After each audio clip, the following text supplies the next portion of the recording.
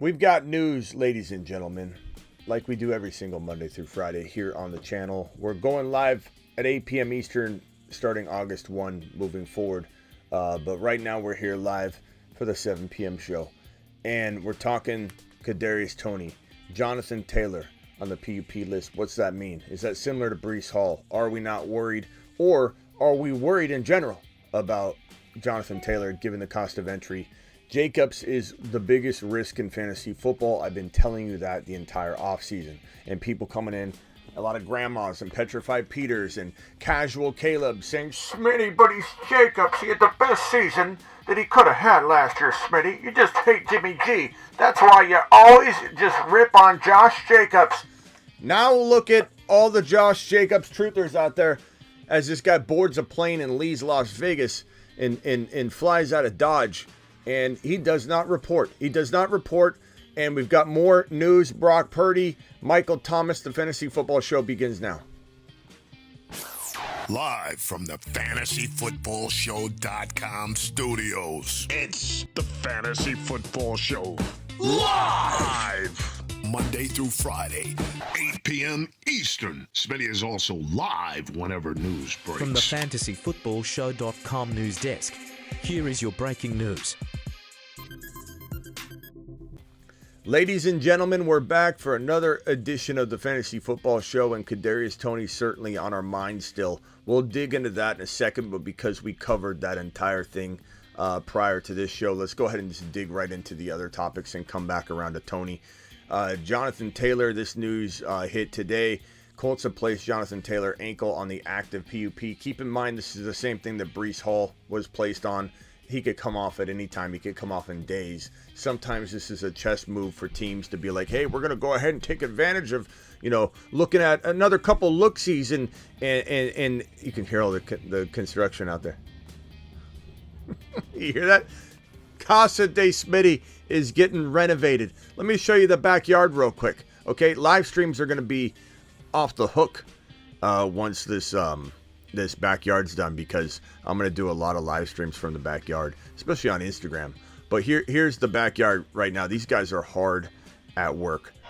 Absolute monsters, these guys. Look at the backyard right there. They've cleared out all the old brick. The basketball court you can see in the middle right there, and they put pavers all out. They're putting a turf on the side there, and we're going to light it all up, and it's going to be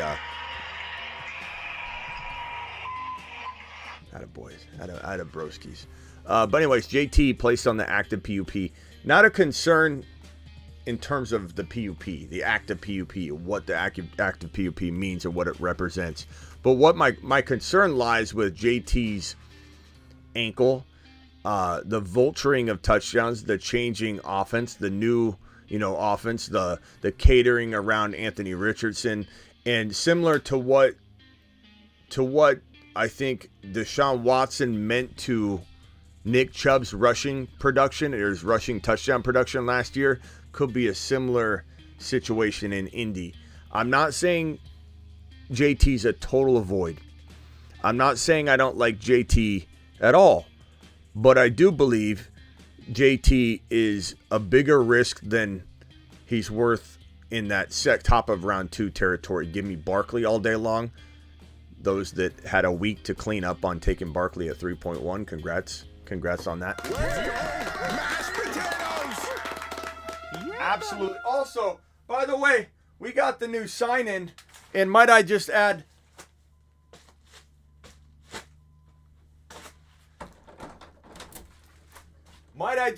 the Underdog sign looks magnificent. Underdog Fantasy promo code Smitty. Look at this beauty. Look at this beauty. It has all kinds of features, but we're going to go ahead and we're just going to keep it on that setting. It took me about a half hour to get the lighting just right when you have all kinds of lighting situations in here. It's creating havoc with my other lighting features as well, though, too, because the remote signals are the same. So I turn that on. That goes blinking. Anyway, here we go. Underdog Fantasy promo code Smitty. We're drafting tonight. Code Smitty. Underdog Fantasy. Get on top of it. Don't miss out. We're drafting tonight. If you don't have the app downloaded and you're not ready to go using code Smitty, and here's the link right now. I'm going to drop it in the live chat as we speak. Here is the link. Let me copy it. Hold on one second. Play Underdog Fantasy, promo code Smitty. Here's the link. Boom. Boom. There it is. If you don't have the app downloaded, if you're not in there and ready to go right now, and they'll match up to $100 on your first deposit. Every time a first depositor comes rolling in, they'll match up to $100 on that first deposit. Promo code Smitty gets it done. The link gets it done. The link inserts promo code Smitty for you. But we're drafting tonight, and I can't wait to have you all there. Back to the news real quick. JT, when we draft tonight, where are you drafting, JT? I don't think I'm taking him in the second round. Maybe late second round, but he's gone by then. He's going top of round 2, mid round 2.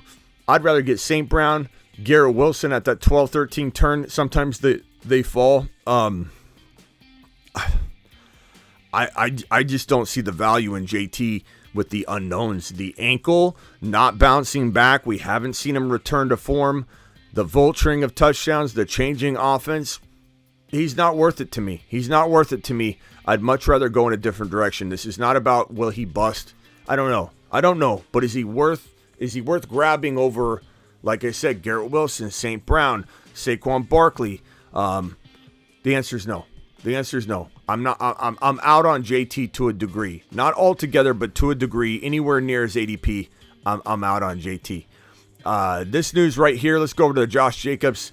This is my most avoided player of the entire offseason, and this is ringing truer than ever, and it's resonating with more people than ever as well, because not only is this guy a risk of facing 8-man front after 8-man front. Listen to the amount of red flags I'm about to throw at you. If you are a Josh Jacobs believer at this point, you are literally wearing Las Vegas Raider blinders. There's no way you can argue against everything that I'm about to lay out and map out for you. You can't. You have no case. You have zero case. You can't come in with last year he did this. It doesn't matter. He's got 8-man fronts awaiting him if he even shows up. He's got Jimmy Garoppolo literally just having this team crawl down the field. They'll never be in the red zone on the regular. They'll never be in the end zone on the regular. And yeah, they might be losing games and they could throw the ball a little bit, so some might say, oh, Adams might get his target, Smitty. But will Jimmy Garoppolo be able to throw the football down the field enough, or will this be 3 and outs? Just because you're playing from behind doesn't mean you're successfully throwing the football down the field. Jimmy Garoppolo is the worst quarterback you could possibly have for trying to march down the field 5-6 times in a quarter because you're down by freaking 27 points. Like, Jacobs is in the worst situation offensively.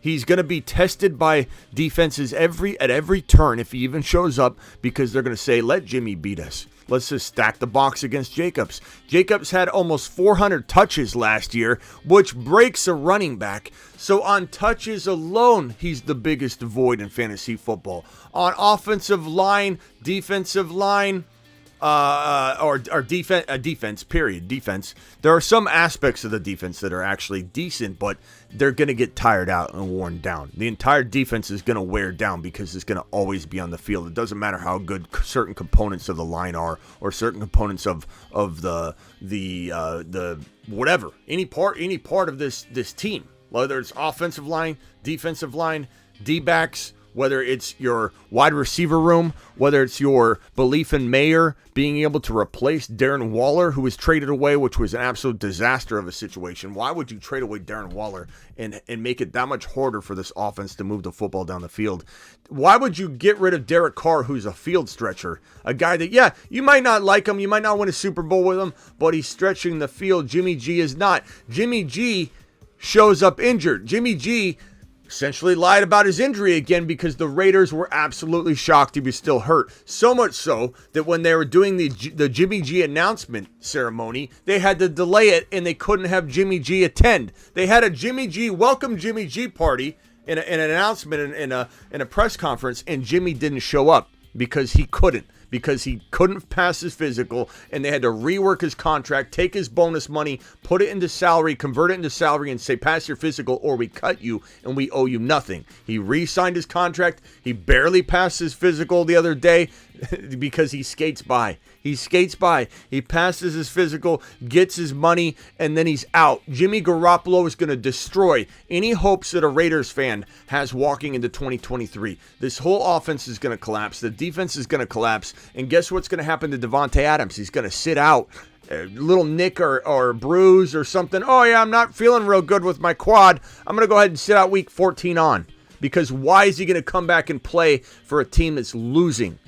And Jacobs, if he does return from and faces the worst situation he's possibly going to face in terms of 8-man fronts and stacked boxes, if he's going to come back and potentially look at maybe trying to overcome a 400 touch type of season and not get injured based on that alone, and he's going to come back and play mediocre football, get 3.5 yards per carry behind that situation. If he can come back and do all that, he's now coming back late because he's not going to report for a while.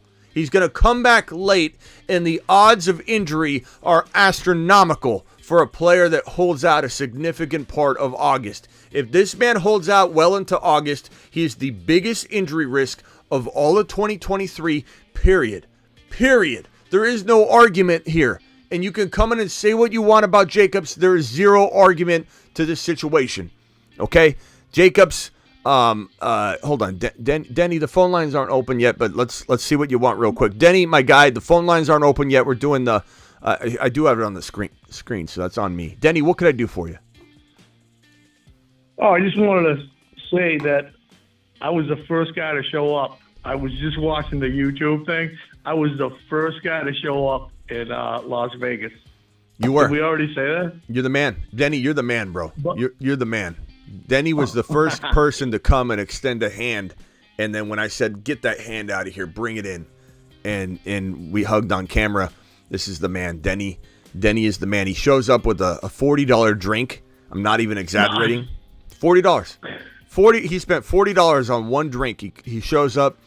You vanished. I knew that was going to happen. It was par for the course. It was okay. Hey, Denny, real quick, hang tight for me. Let me get through this news real quick. But if you want to interject, you can, but try and keep it to a minimum so I can get through it. So Jacobs, there we go. This news right here from Mike Thomas. I'm almost done, Denny.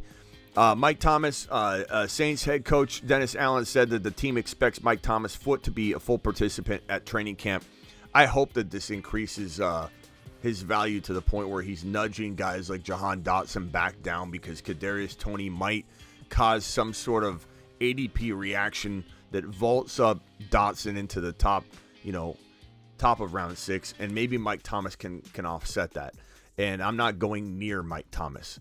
I'm not going near him. And you could tell me, oh, Smitty, he's probably more likely to stay healthy than Kadarius Toney. Good. You do what you want to do. I'll do what I want to do. I now get to get Kadarius Toney in probably like 100 to 110 overall territory, which is not where Mike Thomas will be, because people are going to start raising up his ADP. So Kadarius Toney, the news today, everybody I'm sure knows by now. I did another live stream on this topic. Kadarius Toney ended up having surgery. Remember, he tweaked his knee. We worried about whether he's going to have surgery or not.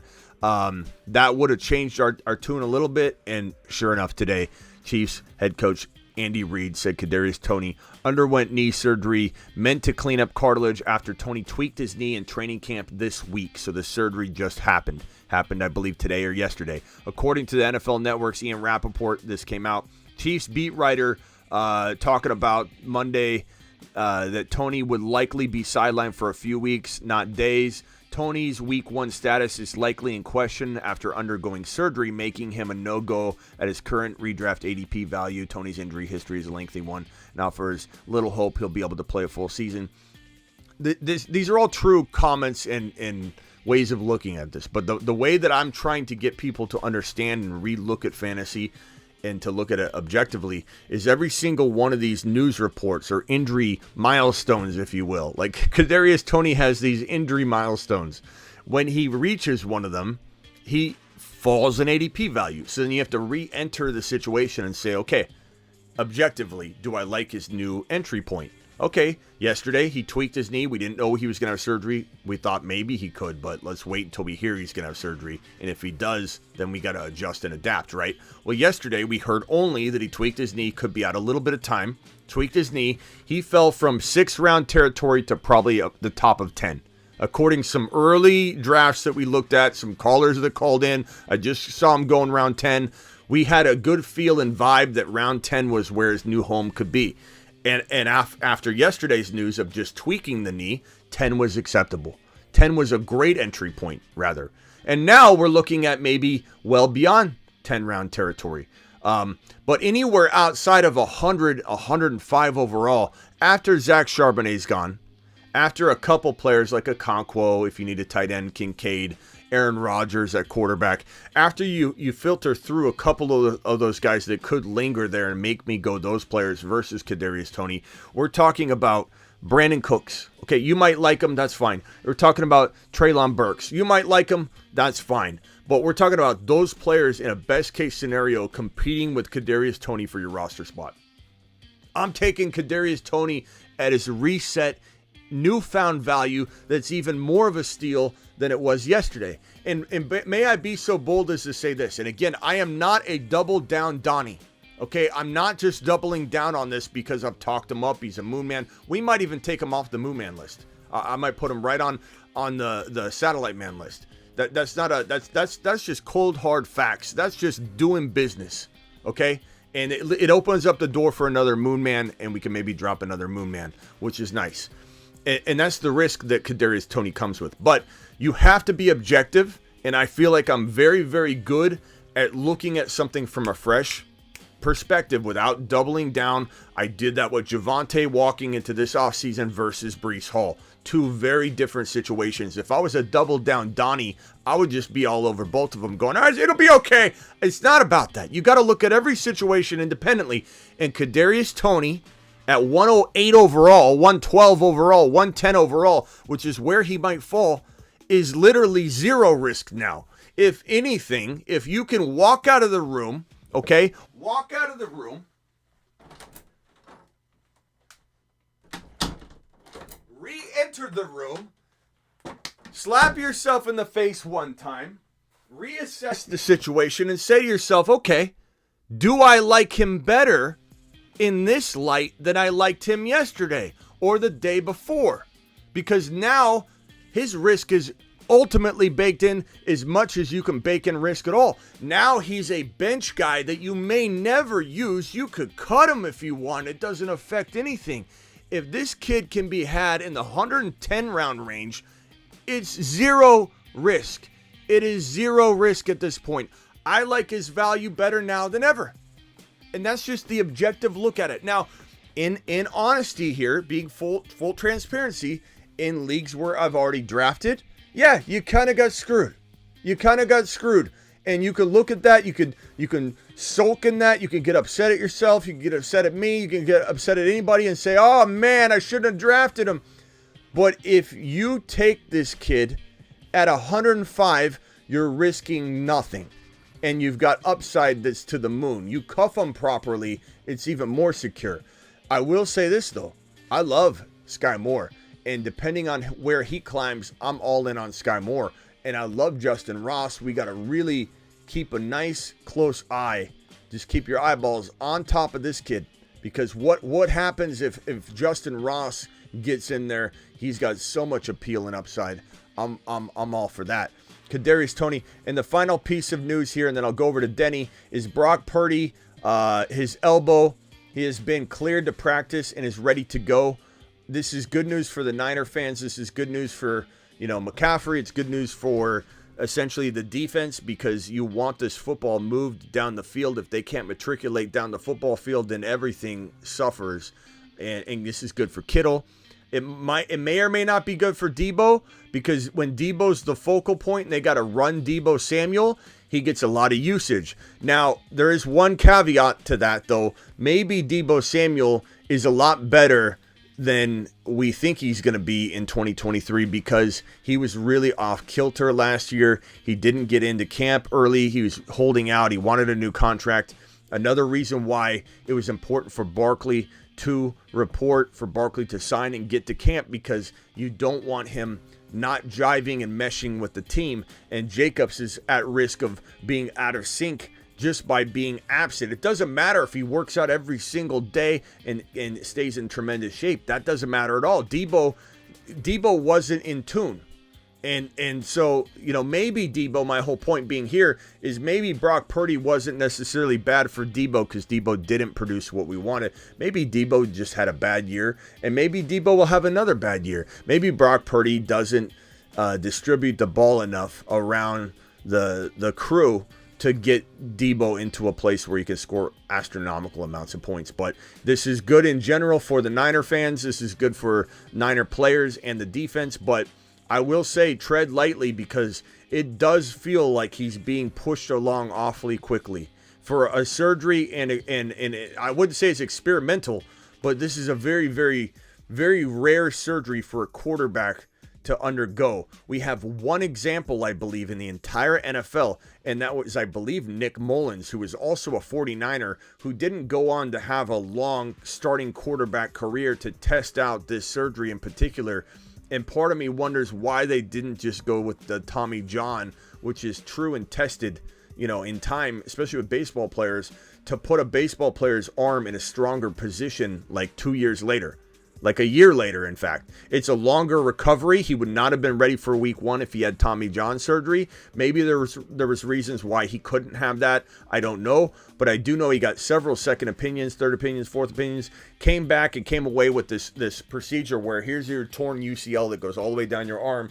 It's essentially like a bridge, like a little connection of the two, like a patchwork type of thing. And for a guy that already has a questionable arm, good accuracy, amazing pocket presence, amazing head on his shoulders because he was more prepared than any quarterback I've seen in a long time that came in when they weren't expected to come in a game, and he commanded everything. So he's got good smarts, a good head on his shoulder, his head's on a swivel, amazing pocket presence, an amazing supporting cast, but questionable, whether he's going to be an elite thrower.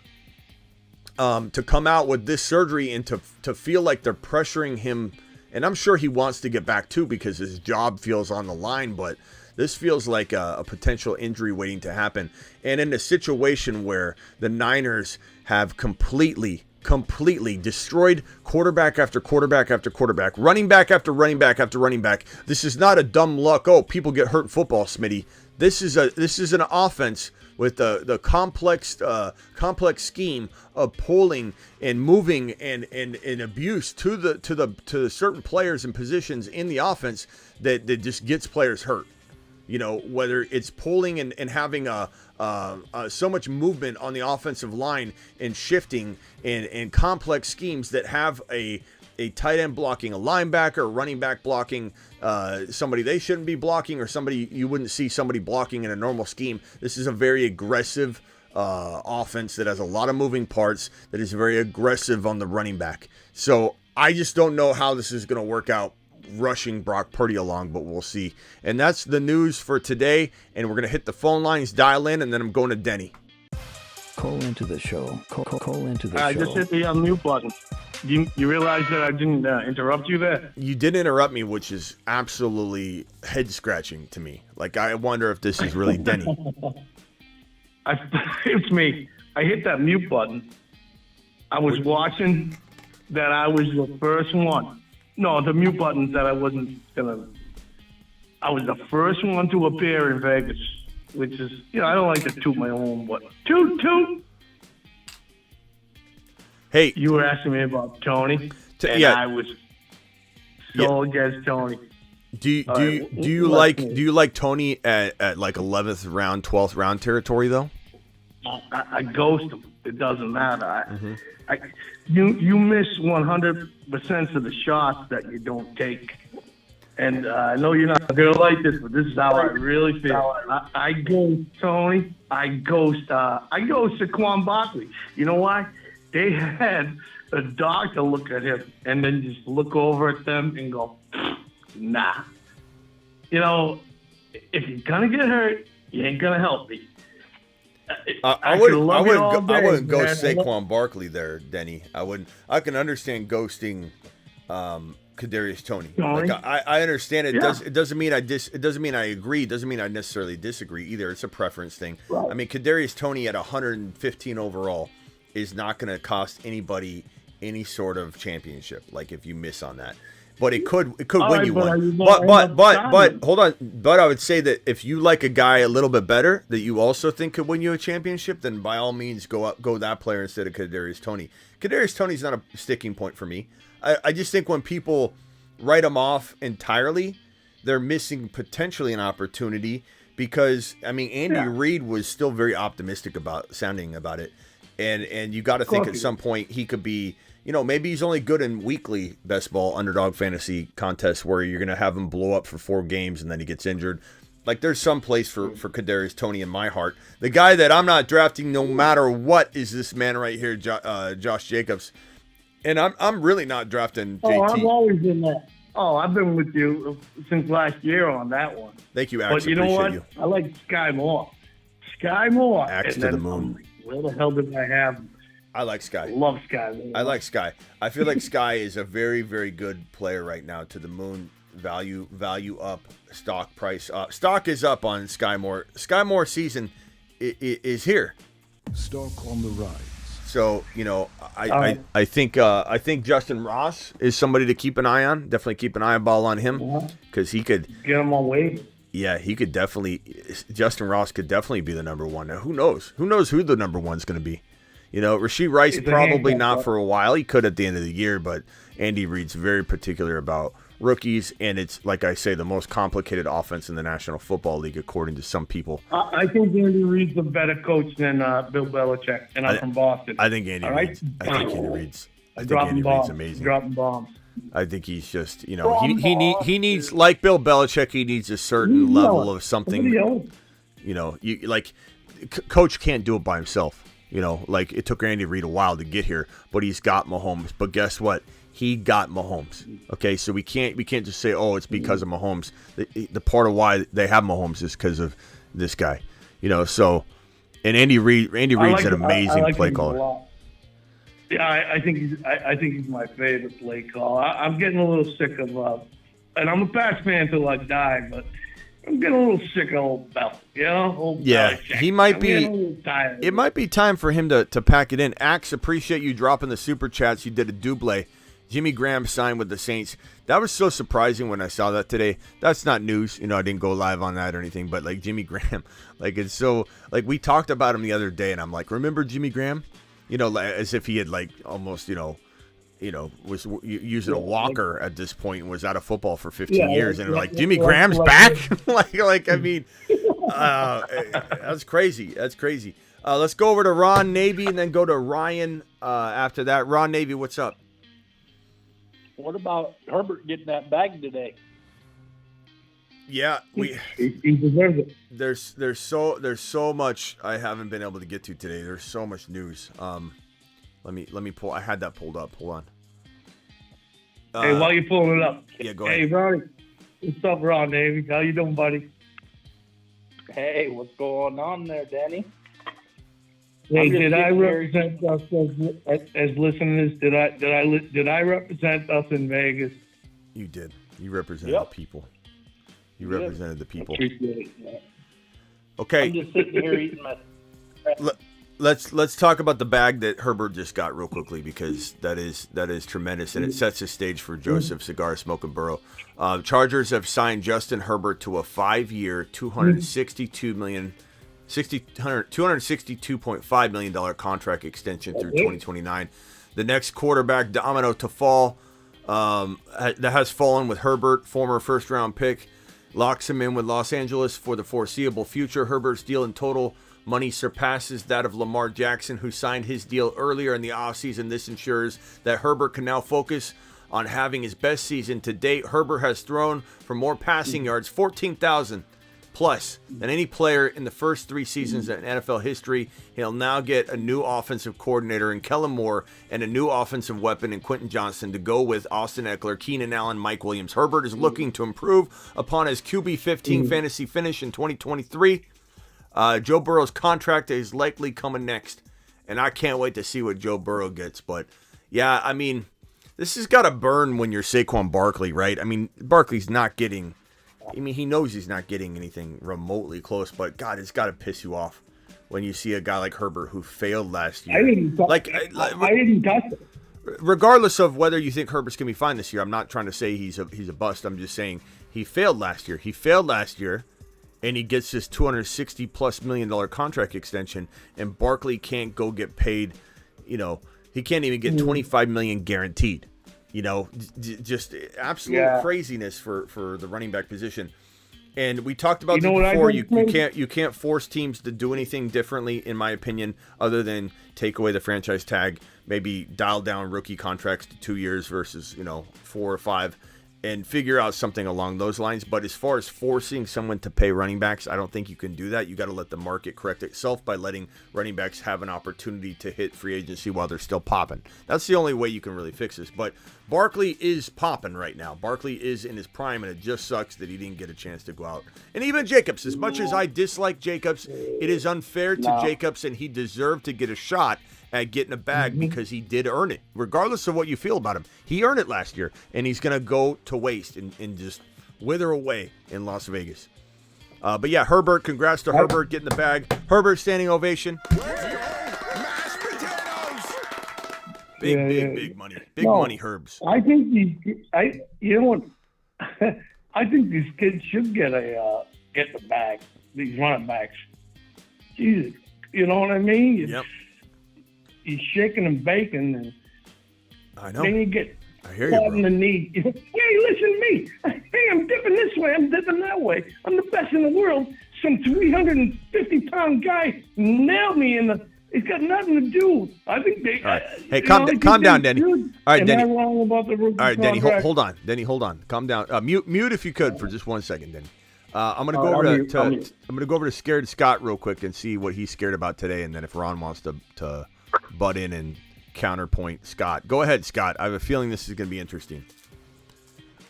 Not really. It's more.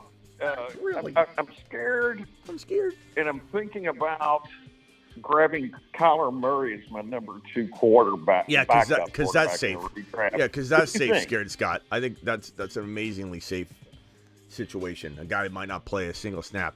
I think they want to bring Kyler Murray back if they're winning. They don't want to bring him back if they're losing.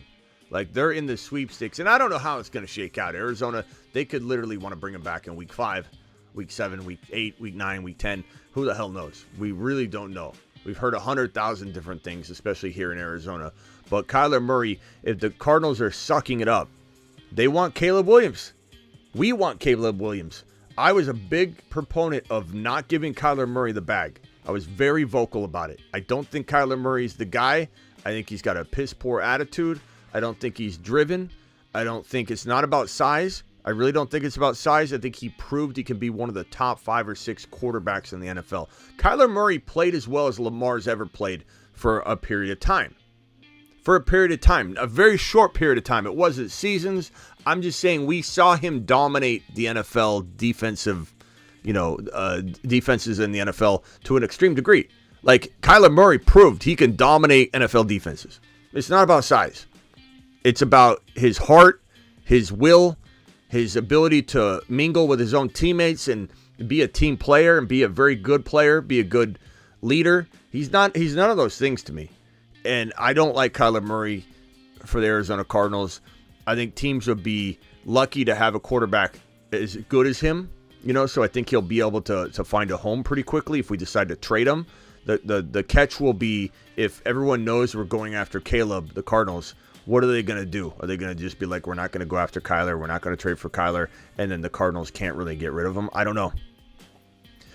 I do think Kyler might not play this year though, bro. Why would you want him as your backup quarterback? How is that safe, Scared Scott?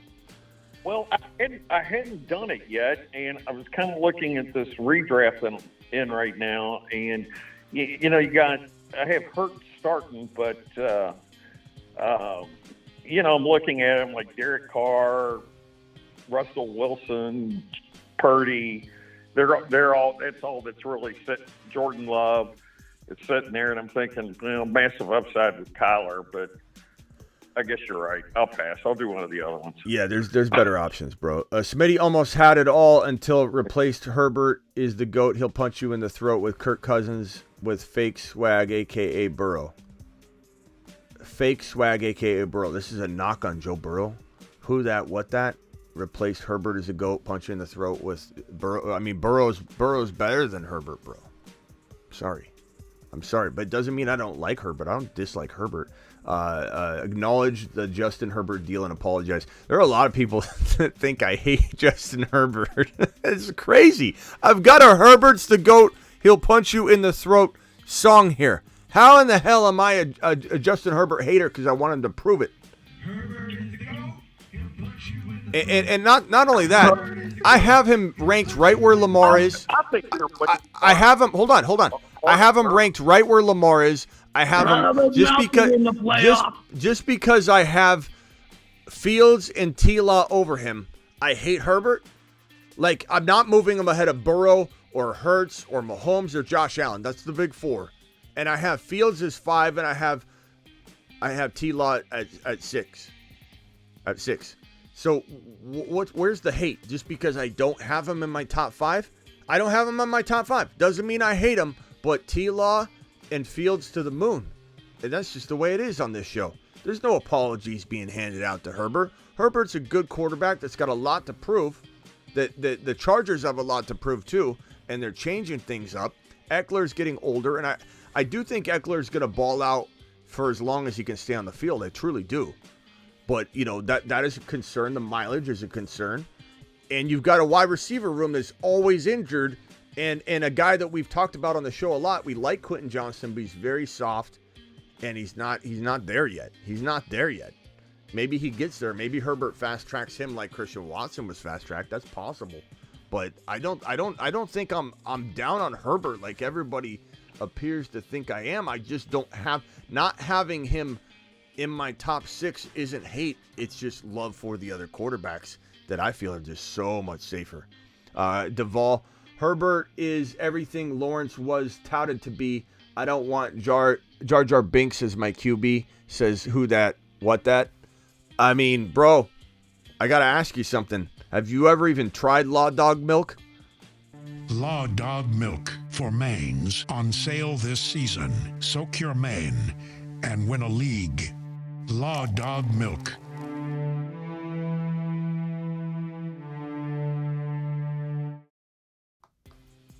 I don't know what you're thinking, bro. But I appreciate you anyway. Yeah, but Law Dog isn't as good as Herbert. Well, I think in fantasy he will be.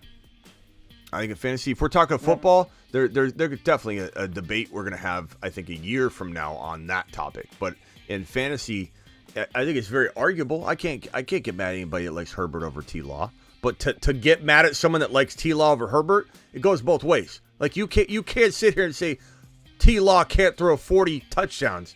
He certainly can. He's got so many weapons. The Jaguars are on the rise. They're in an easy division situation where they're just going to smoke their division 2 times a year, everybody in it. And T-Law is going to just, I think, have a sleepwalk fest into like 35 plus touchdowns. Herbert's got the ability. I like Herbert a lot. Could Herbert climb above T-Law in fantasy eventually, in a year or two? If he proves it to me, sure. But I mean, that's preference. That's preference. Are you kidding me? Yeah. A year or 2? A year or 2. Wow. You are down. Denny stepping up. Yeah. I like T-Law. I like T-Law and her. I like T-Law. Look, this and, is Herbert. This is I this like is not. T-Law and Herbert over Fields. T-Law and Herbert are better. Fields is gonna explode. You're gonna wish you had some field shares. Herbert was injured last year, and what kept him down T-Law. was he didn't throw his. I saw a look in his eyes when he got beat. Denny Dimes knows. I saw a look in his eyes. He's a failure. Herbert? No, listen to me. We can do this. No, I got you, dude. I love that. Hey, Hey, hold on, Denny. Hold up. Denny, hold up. Just mute real quick, Denny. Hold up. I'll mute. Herbert threw for more yardage last year, 4,700 yards. His only downfall, because he was injured last year and his players were injured, is he took a downtick in touchdowns. So his first year he throws 31, the second year he throws 38 and over 5,000. The difference between the Navy and the Marines is I'm still looking Herbert's eyes. I'll take Fields over. I'll take Fields away. All right, Denny. Five quarterbacks Denny, to mute ever real quick. throw for 5,000 yards. Smitty, I'm sorry. The guy's got Smitty, it. no. The guy's an elite quarterback. Yeah, until it comes Denny, to the end. Denny, now. mute it. Denny, mute it real quick. He's going to come back roaring this year. Yeah. Trust me. Yeah. Well, Ron, this hasn't been a player you've been super high on all offseason long. I think you are coming in like you know, Captain Saver Ron, and you know, to argue in favor of that. Because Like this, you're talking but about him Ron, a I'm couple talking years. about T Law. I'm talking about a guy I don't care predict if you're talking about King Kong. to be who he's going to be. I can say whatever I want about T Law. I'll take T-Law T-Law can have T-Law 40 touchdowns in 2023. And maybe Herbert can climb back in. Already proven it. Maybe Herbert can climb back in. Ron, we're playing fantasy football here. Okay, I just said earlier, I prefaced that yeah, if you're talking about you're starting a team right now, this is I think in a year or two, T-Law will be in that conversation where you could literally say, I don't know who I'd like better if I'm starting a team right now. I agree. Okay, but from T-Lock a could be up to from- Herbert's level, from but he's not yet. From a fantasy football perspective, I don't think it's crazy to like either T-Law or Herbert over the other. You're taking a stance as if it's crazy to say what I'm saying. I don't think what you're saying is crazy. Why is T-Law over Herbert crazy? I don't understand this.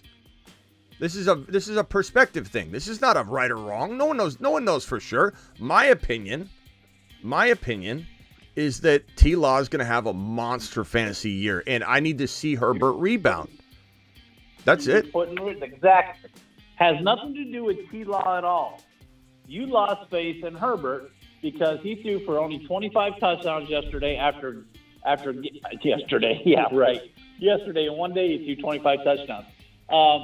Last year, he threw 25 touchdowns, which is a downtake from his 38 the year before and his 31 the year before that. He's already proven he's an elite quarterback. He was injured last year. Ron, I'm not He saying has he's the not an players- elite quarterback. That's what I'm saying. Everybody that thinks I'm down on Herbert, it's me liking T-Law more. It's me liking Fields more. He's still right there with Lamar. Very debatable. But just because I can't find room in my top 6 doesn't mean I hate him. It means that T-Law's that good to me. T-Law's that good to me. It's not about 6. It's not what? You said that he needed a couple more years to be get back. considered an elite quarterback. No, to get back to the fantasy football level that T-Law, I think, will be at. That's what I said. No. So I believe T-Law is going to go out and drop a top 5, 6 quarterback season. And I think in a year or two, which is what I just said, that I think Herbert can get back to that.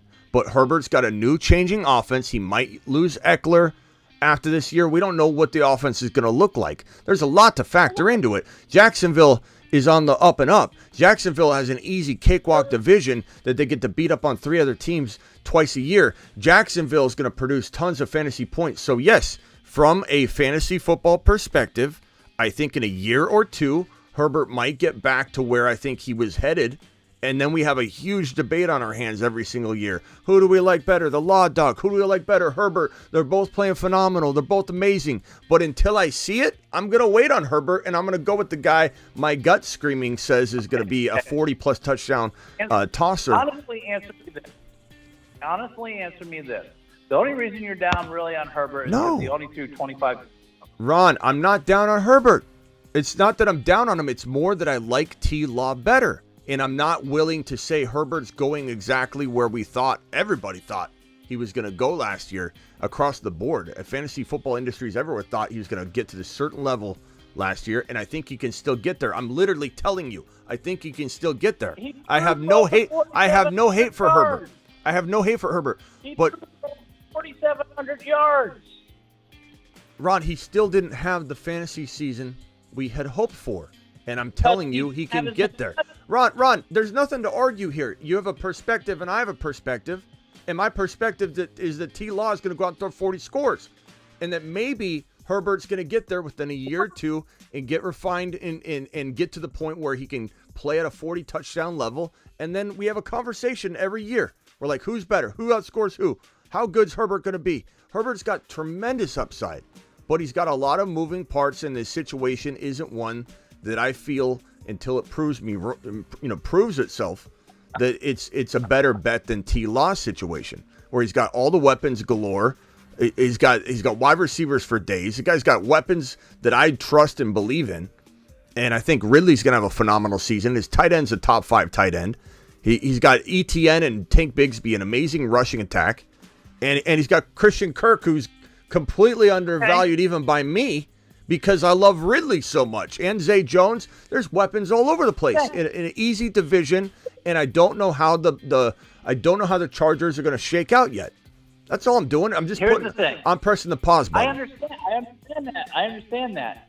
I mean, but here's the thing: is you're saying T-Law's going to can throw for over 40 touchdowns this year? He only threw 25 last year, and he threw for yardage then. I mean, we're all remembering that awesome comeback game he had against the Chargers and all that, but, I mean, he realistically only threw for 25 touchdowns last year and 4,100 yards. Yeah. That's the reality of it. So, I mean, I just don't understand how you could...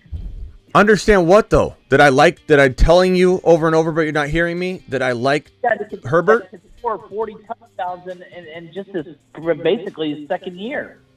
Well, that's why the show's here, is to throw those things out before they happen and to try and... your own $50 and put that on the board as a bold prediction, because that is a bold prediction.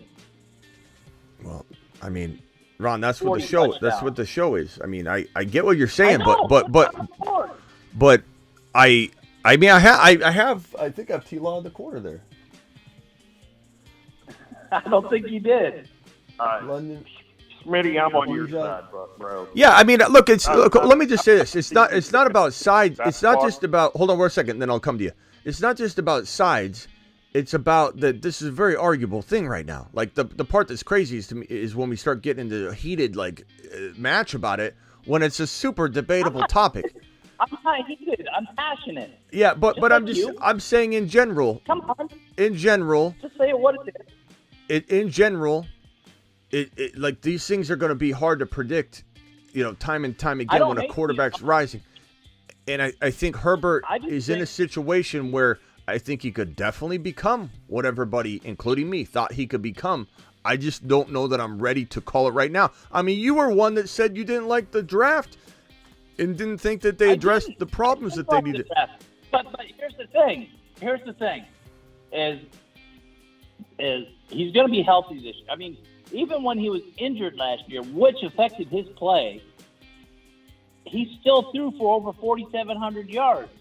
And some of those he didn't get the touchdown production because his players were injured. I'd like to step in here. I don't know how many more times I can say it, though. I like Herbert. I think he's going to get there. I'm just not ready for it this year. That's all I'm saying. It doesn't nothing against Herbert. We need to see it. After last year, I need to see it. It's hard. It almost is hard, Smitty, because you were like a Herbert man until and you always liked Burrow, but you were a Herbert guy last year when I started watching you. You were like, and just to see you off of him, I'm not off of him. How many more times I have to say it? I'm not off of him. I just like T-Lon Fields more. Like he's right there. There's no fading him. It's just when you do rankings, guys got to move above guys, and then it just bumps people down. I like Herbert. I just need to see more before he can vault above the two guys that are in front of him. That's it. There's no hate here. I'm literally mapping it out. There's no hate here at all. 2 years done, I think is a little long. I mean, he's already proven the fact that he can be So this year he could be right back to it this year. That's my point. One to two more.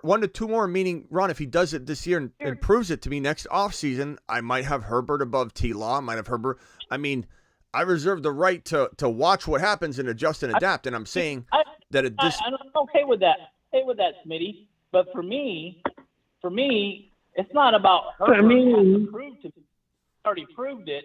It's T-Law. It's T-Law having a season where he throws for over 5,000 yards. Well, that's why we come in here. Hasn't done it yet. He has not done it yet. So T-Law has to prove it to me on my perspective. And I accept that.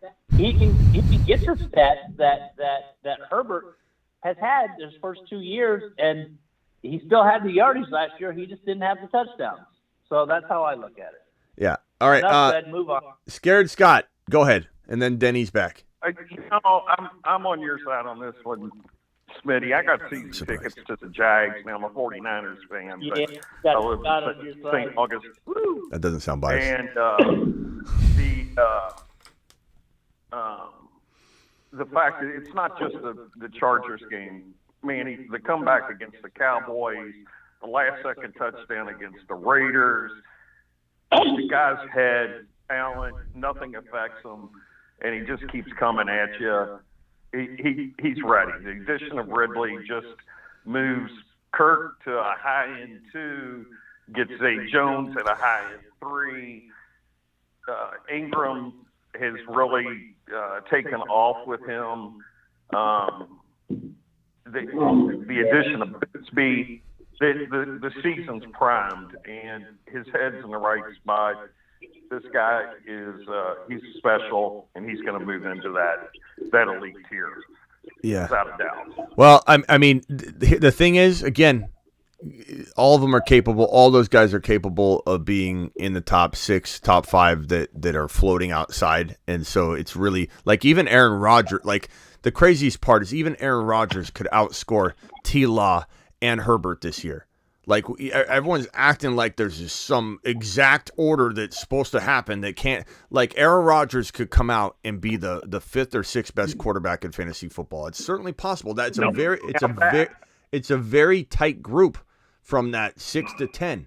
It's there's a lot of movement that's going to happen, and every year we're always shocked about something. So let's not pretend it can't happen from either side. It could be Herbert as the number 1 quarterback. It certainly could happen. But I'm just going to wait and see. Full prediction, right? You what?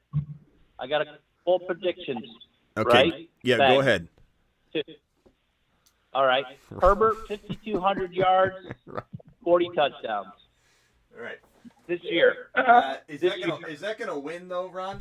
4,200 is that gonna win the thing? I mean, you got to get it right, so that's gonna eliminate a lot of these. But I'm just making sure you have it. 5,200. Okay.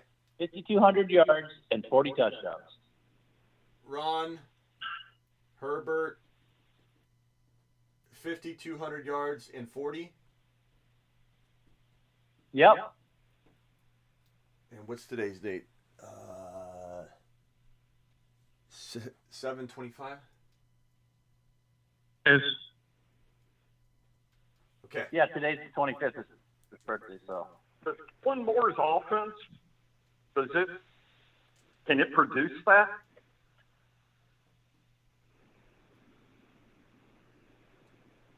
There we go. All right. On the board, Ron Navy, on the board. Hold on, let me get this caller on hold here. 832 caller, you're live. Who am I talking to, and where are you calling from? Hey, this is Gabe from Houston. What's up, Gabe? What do you got for us, Gabe? So, real quick, Smitty, I've been watching you for about 6 to 7 months.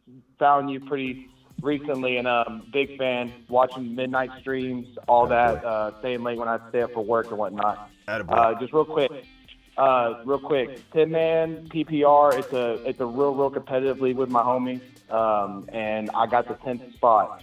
It's a $1,000 pot we're doing, so it's real prideful. I need to know what I need to do with the 10th pick. What do I do back to back? What do I do? What do you do with the 10th pick? That's a tough one. Back to back, so 10-man league. I'm going to say this. I'm going to say that if Bijan's there, and don't take this the wrong way, but usually 10-man and 8-man leagues aren't as competitive. I know everyone thinks that their league's competitive, but usually Right. 8 and 10-man leagues, the reason they're 8 and 10 is because you can barely get everybody together. And so you don't have 12 guys Right. dying to get in the league. Therefore, the competition is not as, it's like someone's talking their cousin into playing, or something. So I think that an 8, 10-man league, you might find Bijan there at 10. You might find Garrett Wilson there at 11. And if you get that, you just smash. You just smash that all day long. That's a top 3 to 5 wide receiver in Garrett Wilson. That's a 1 to 3 running back in Bijan. If for any reason Bijan's gone, I'm quite okay with Garrett Wilson and even a St. Brown if you wanted to go wide receiver. And the reason that might be an attractive approach in a 10-man league is that the running backs are all going to be pulled up. That means you get Gibbs and Walker probably later on. So you'd have St. Brown, Garrett Wilson, Gibbs, Walker, probably still get Fields. You could really clean up and have a good approach that way. So any way you spin it, you're going to be good. But I hope you do land Bijan and Garrett Wilson, because that will be like taking candy from 9 babies. That's what. Yeah, exactly. I'm aiming for Bijan. That's my guy. But I have a guy in front of me, ninth, who says he loves Bijan. So if he snipes him, I'm screwed. But you're willing to pass up on CD and AJ Brown at that 10th spot. I don't mind. I mean, even if you went both those guys, I don't mind that. I personally think St. Brown's a little bit better. Jameson's now injured. He's out for 6 weeks. I think the Lions are going to be out off the hook, and I think St. Brown's hungry. And St. Brown was literally the best receiver in the National Football League for 6 straight weeks, man. The 4 final weeks of his breakout season, where he was as good as anybody but JJ. He was like the number 2 receiver in the league for 4 straight weeks, walking out of that breakout year. Comes into the next season, and this was last year, and had 2 big monster games, and literally was the best receiver in football for those first 6 weeks. There's no better receiver than St. Brown. And then he got hurt. And so, I really think he's a double-digit touchdown monster. And people are like, you think he's going to... I had somebody say to me the other day in my YouTube comment, you think that St. Brown is going to double his touchdowns? Like, that doesn't just happen. Like, look at the game logs. He scored so many. He scored 4, 5, 6, 7, I think 8 touchdowns in his final, or in his final 4 games mixed with his first 2 games. So in 6 games he scored 8 touchdowns. Like, yeah, I think he scored double-digit touchdowns. Of course, he did. He scored 8 in 6 games, and he gets targeted like a monster. So I love St. Brown and Garrett Wilson. That's a fantastic 10 and 11 overall pairing. But like Barkley's okay there. If you want to go balance, but I think you'll definitely get Gibbs and Walker at your turn. And so that to me would be a really, really amazing running back 1 and running back 2 if you already had those 2 wide receivers. But hopefully you get Bijan. I wait on it. I guess. Go ahead. Real quick. I mean, right there at the 4th, right? There's smoking cigar Joe Burrow right there, right? We just go ahead and take him at 4, like in the 4th. Yes and no. The reason I say no is because 10-man league. That means your 5th round pick is going to be closer than normal. And I would be very, very. Oh, actually, you had back-to-backs, right? I would say you might get Fields with that 5th pick. You might get Fields with that fifth pick. And if you could get Fields and Walker, I like that better than Burrow and whatever player you're probably going to get. But I love Joe Burrow, and if you get that like itch and you're like, I just got to have him. And who the hell knows, bro? What if like Walker fell to that next pick or something? But crazier things have happened. But I think if you could promise me I get Fields, which you can't do, then I would pass on Burrow with reluctance and just be like, oh God, I hate doing it. But give me Fields and Walker, and then make sure you get Charbonnet.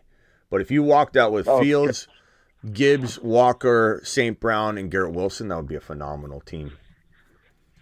Hell yeah, for sure. Thank you, Smitty. All right, you can stay on the phone, Gabe, if you want. Let's go over to the Bruce real quick. The Bruce, what's up, Bruce? And then we'll go over to C-Mac Chris.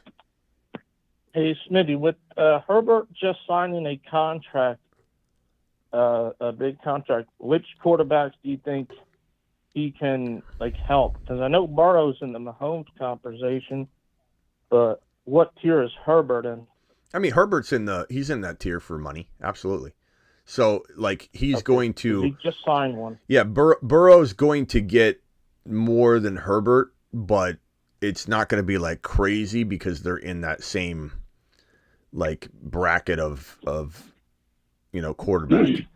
So it's not, and that goes to show like what my support of Herbert is, that I think he's an amazing quarterback, and you're going to build a franchise around him. You got tons of time to have him develop. Like, it's not like he has to be that guy yet. He's still, every quarterback's still learning. Even Burrow's still learning.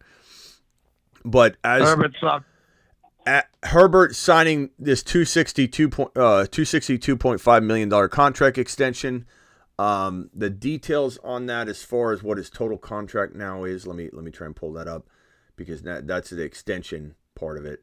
Let me see if I can get the exact numbers here.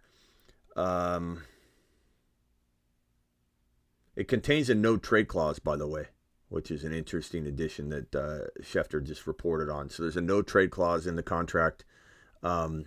Year one, Herbert gets $100 million, topping the previous high of $80 million. Herbert also gets $218 million in guarantees on a 5-year, $262.5 million extension. So that's a big deal. $218 million guaranteed is nice, and that's really the number you're focusing on, when contracts moving forward, is what's the guaranteed amount, because Deshaun Watson screwed all that up, and so this is getting reset a little bit, but. I mean, Watson did change it. Watson did change the market. I mean, look at the guaranteed money. It's up there.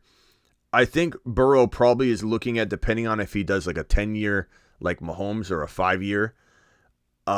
If Burrow does a longer deal, it's more team friendly, and they can rework it several times and kick the can down the road and continue to like build the team. So it'll be very interesting to see Burrow's desire to be in Cincy. Is he willing to do something much longer in order to make it team friendly? But let's say he does a 5-year, which is the smarter. An agent's going to tell you to do 5-year, get the bag again 4 years from now when you re-up. But I would say Burrow's probably going to get, if I had to guess, I'd say $230 something million guaranteed, and something along the lines of like a 280 to, I don't know that it'll be a $300 million deal extension on a 5-year type of deal like that. We'll have to see. But Burrow could certainly shatter it, but I don't know that it's going to be crazy above Herbert's. This is a baseline for Joe Burrow's deal. This probably triggers Joe Burrow's deal. And the fact that the Bengals were trying to free up some of the Mixon money, like they've been trying to prepare for it. This will definitely kickstart contract talks, because now you have a baseline, and maybe this is lower than the team thought too, and they're like, oh, good.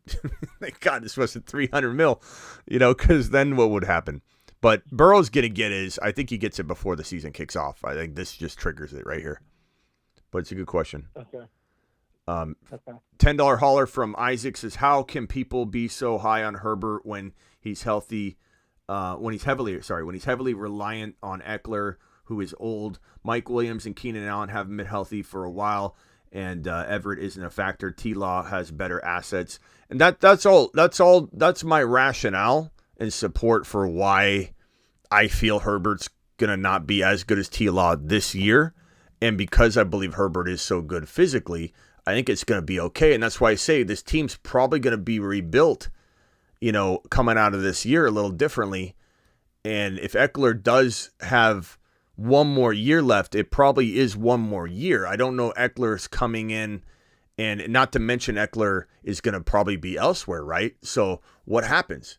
And he's very reliant on Eckler. So that's part of my reasoning of when I say 1 to 2 years, can he get back to T-Law's fantasy football production that I think T-Law is going to drop in 2023? That's my prediction. T-Law drops the kind of numbers you strive for as a top 5 fantasy quarterback. Like, I think Herbert's good enough to get there, but what does the team look like a year from now? I just don't know. And it's tough to say. I mean, I agree with Isaac here, but doesn't mean that anybody's wrong for liking Herbert more or anticipating that Eckler has one more electric year, because he certainly could. Like, Eckler does take very, very good care of his body. And it wouldn't be the most shocking thing in the world if Derrick Henry and Eckler were the 2 running backs to do it at 28 years old, but then we kind of fall back to, okay, any other players at 28, a Joe Mixon, for example, or somebody that doesn't feel like they have the dominance, the feel of dominance that both Eckler and Henry have had for so many years. Like, these are the two running backs that would be the most capable of pushing through the 28-year-old barrier. And let me just say this, if any running back is capable of pushing through the 29-year-old barrier, it would be Derrick Henry. Most likely it would be him. Eckler, we'll see what happens, but in a year from now, I don't know what's going on. He's probably not there. What's the situation look like without Eckler? I agree that Isaac makes a good point. Like, what's the backup plan there? Will they be throwing enough to where it's going to be fine? I don't know. It's a good question, though, Isaac. Appreciate the $10 hauler. To the moon. All $10 haulers get a moonshot. Let me go on over to C-Mac, Chris, and then I'll go back over around the phone line and see if anybody wants to open it up to a discussion. Go ahead, C-Mac. You're live. Hey, man. Thanks, Smitty. Thanks a lot, man. I just had some questions. Like, I'm in a 14-team redraft, and I usually get Bijan, Brees, and Burrow, man, the killer bees. They call them the killer bees, man. Yeah. You got to put that up on your thing. But anyway, but my question is with my fourth pick, I usually what comes available is usually like I could either get like Walker or Gibbs, like another running back, like a third running back, or I could go DK Metcalf and Amari Cooper. I don't know. You haven't talked a lot about DK. Like last year, you were so big on DK, but I haven't heard you talk much about DK. And I just wondering what you thought about like DK or Amari, or should I just wait, maybe get London or Ayuk or DJ Moore or somebody? I don't know. I got some other super chats here, guys, I'm going to get to right now. Just give me a second. As far as DK, I'd probably say, like, my concern with DK, it's not that I don't love him. I really, really like DK Metcalf. I think what it comes down to with DK is that it's a very crowded wide receiver room, which could be opened up with a Lockett injury, because Lockett is an older guy. If that happens, then JSN doesn't necessarily dig into DK's value, but at the same time, this is a run heavy attack, that Pete Carroll likes to deploy. It's Geno Smith, who decided not to write back, and boy did he have a great unexpected year that he deserves a lot of credit for. But does Geno Smith feel, especially from a fantasy football like long-term take for DK, does Geno feel very comfortable for DK? And I would say the answer is no. Not to mention DK Metcalf is that type of wide receiver that feels like he's got some injury, concerns at his size, and his low body fat and all those things.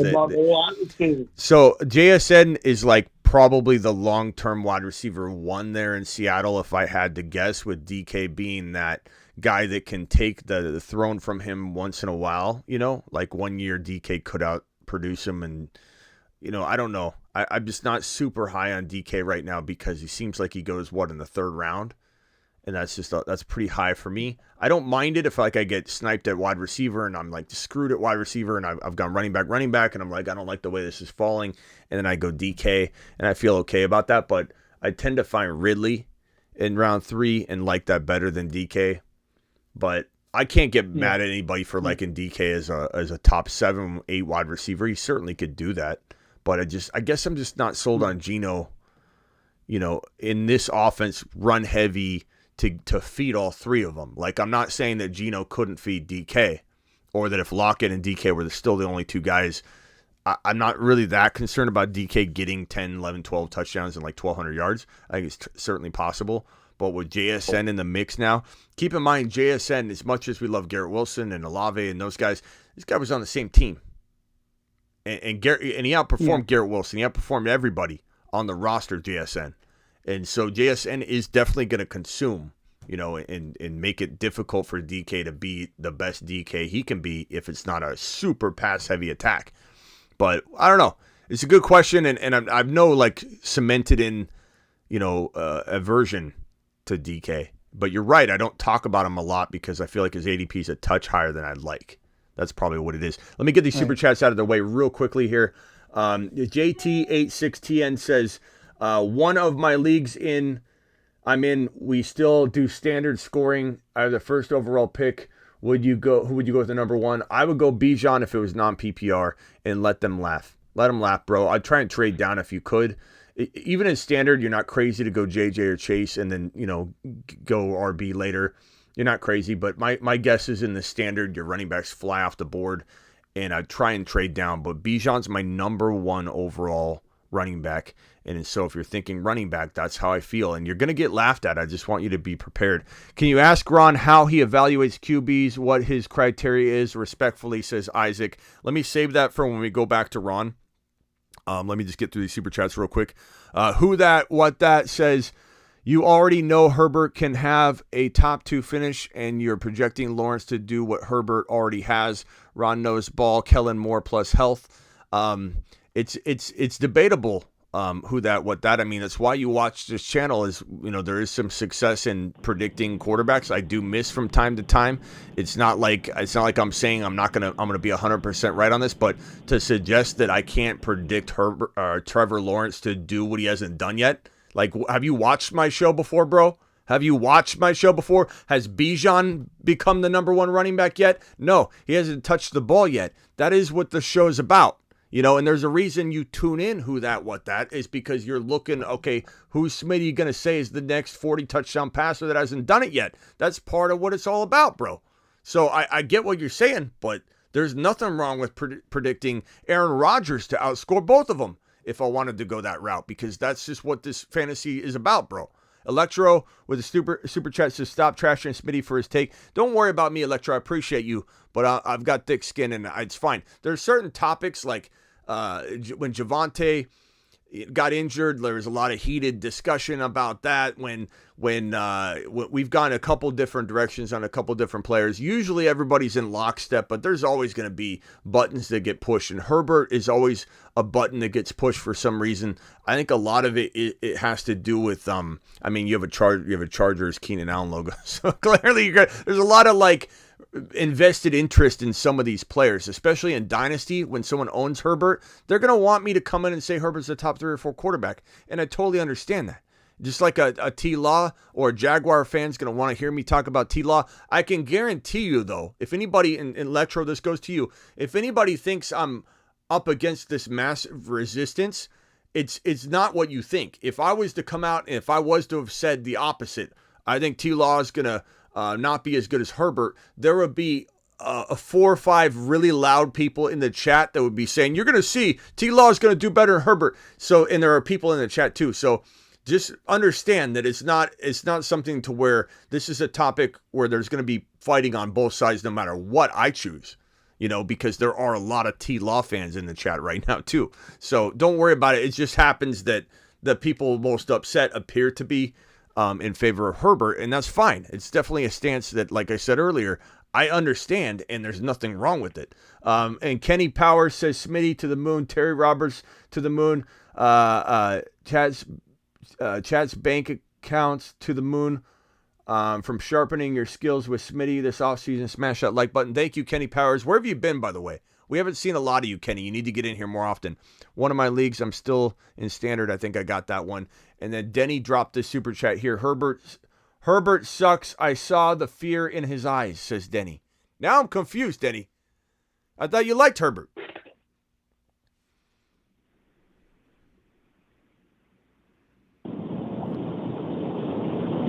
Denny.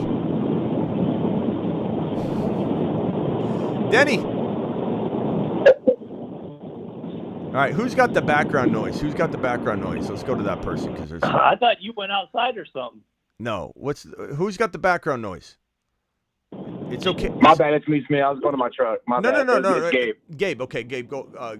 Gabe, go ahead. While we wait for Denny. Denny might be muted or he hung up, but Denny I thought Denny was arguing. I don't think Denny didn't watch the game. Herbert got hurt, and he gutted it out. There's no fear in Herbert's eyes. Remember, he gutted it out, and he still won. They still won that game. If I remember right. Hey, just so people know, watch. Let me hit the button now.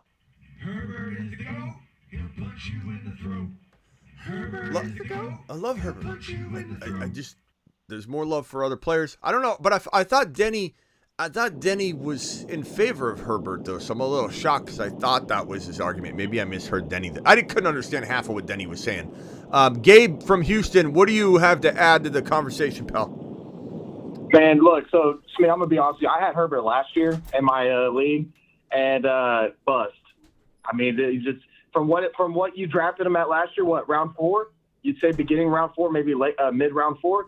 He busted. I mean, where he's being drafted now, it's a potential, right? He has a high ceiling. He has a new offensive coordinator, offensive players. He's got Quentin Johnson come in there.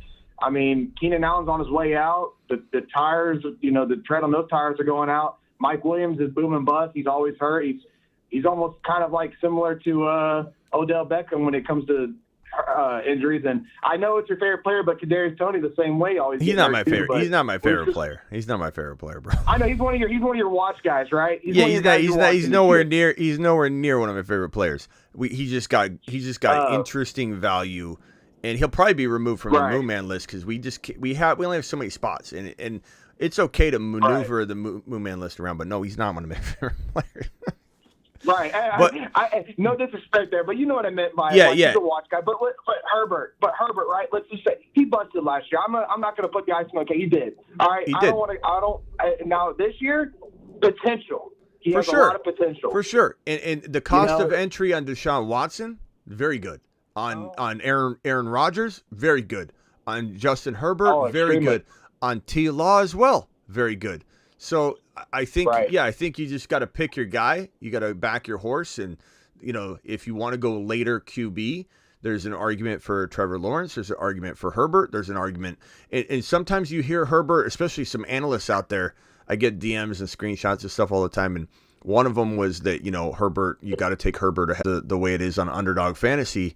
So it's like, it depends on where you're at too. If you're in a situation where Herbert's going ahead of Burrow, then I think he's actually got too much risk for me to get in on if I'm going to be able to get Burrow or Fields later. But if Herbert is falling after Trevor Lawrence, which sometimes you could see, or they go at the same place, then I mean, I'm literally the whole show I've been saying, if someone likes Herbert over T. Law, trust your gut, because they're very, very much are very, very close. It just comes down to whose offense do you think is going to be more on point in 2023, and then we'll go from there. Like, Herbert needs to have the ability to prove that he still can be that guy, and I'm not taking that away from him. Like, I'm willing to watch it. I'm ready to see it. It's just, for me, I'm taking T. Law just because I feel the Jaguars are going to take a huge step forward. That conference is open. That division is, that division's open for them to take it. From fantasy, it comes down to offenses sometimes, and that's how it can nudge you in one direction over the other.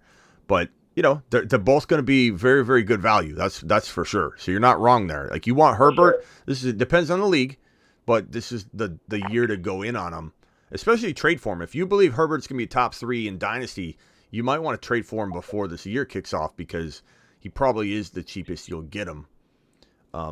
But same thing with T. Law. Same thing with Fields. I mean, the amount of Fields hate out there is just crazy, and it's always the same regurgitated crap. Like, he doesn't throw well. He's not gonna. Fields could go out and throw for 4,000 yards this year. I don't want to hear that Fields can't throw for 4,000 yards because he didn't last year and had no receivers. I'm so sick and tired of people just putting him in a box when he was a gunslinger in college and he had no one to throw to. Nobody. We couldn't expect him to throw for 3,600 yards in that situation. So Fields is he's gonna throw for 4,000 yards. If it's not this year, it's next year. And he even said it himself. It's going to be this year. Preach it. I'm in Houston, and I'm a Bears fan, and I love hearing it. Please bring it. Come on. Fields to the moon. We're going to get DJ Moore, going to carry that wide receiver depth for him. It's going to be a great year for Fields and the Bears. All right. Well, anybody else want to bring up a new topic? Let's go to a new topic. And it could be JT. You better draft Tyler Scott for free if you're a Bears fan. Yeah, that's not a bad pick, especially at the tail. Like, he's going undrafted, so he could literally be your last pick. Yes, Bruce. Do you think, on a new topic, there's going to be rust on Calvin Ridley, knowing that he sat out for a year? You know what?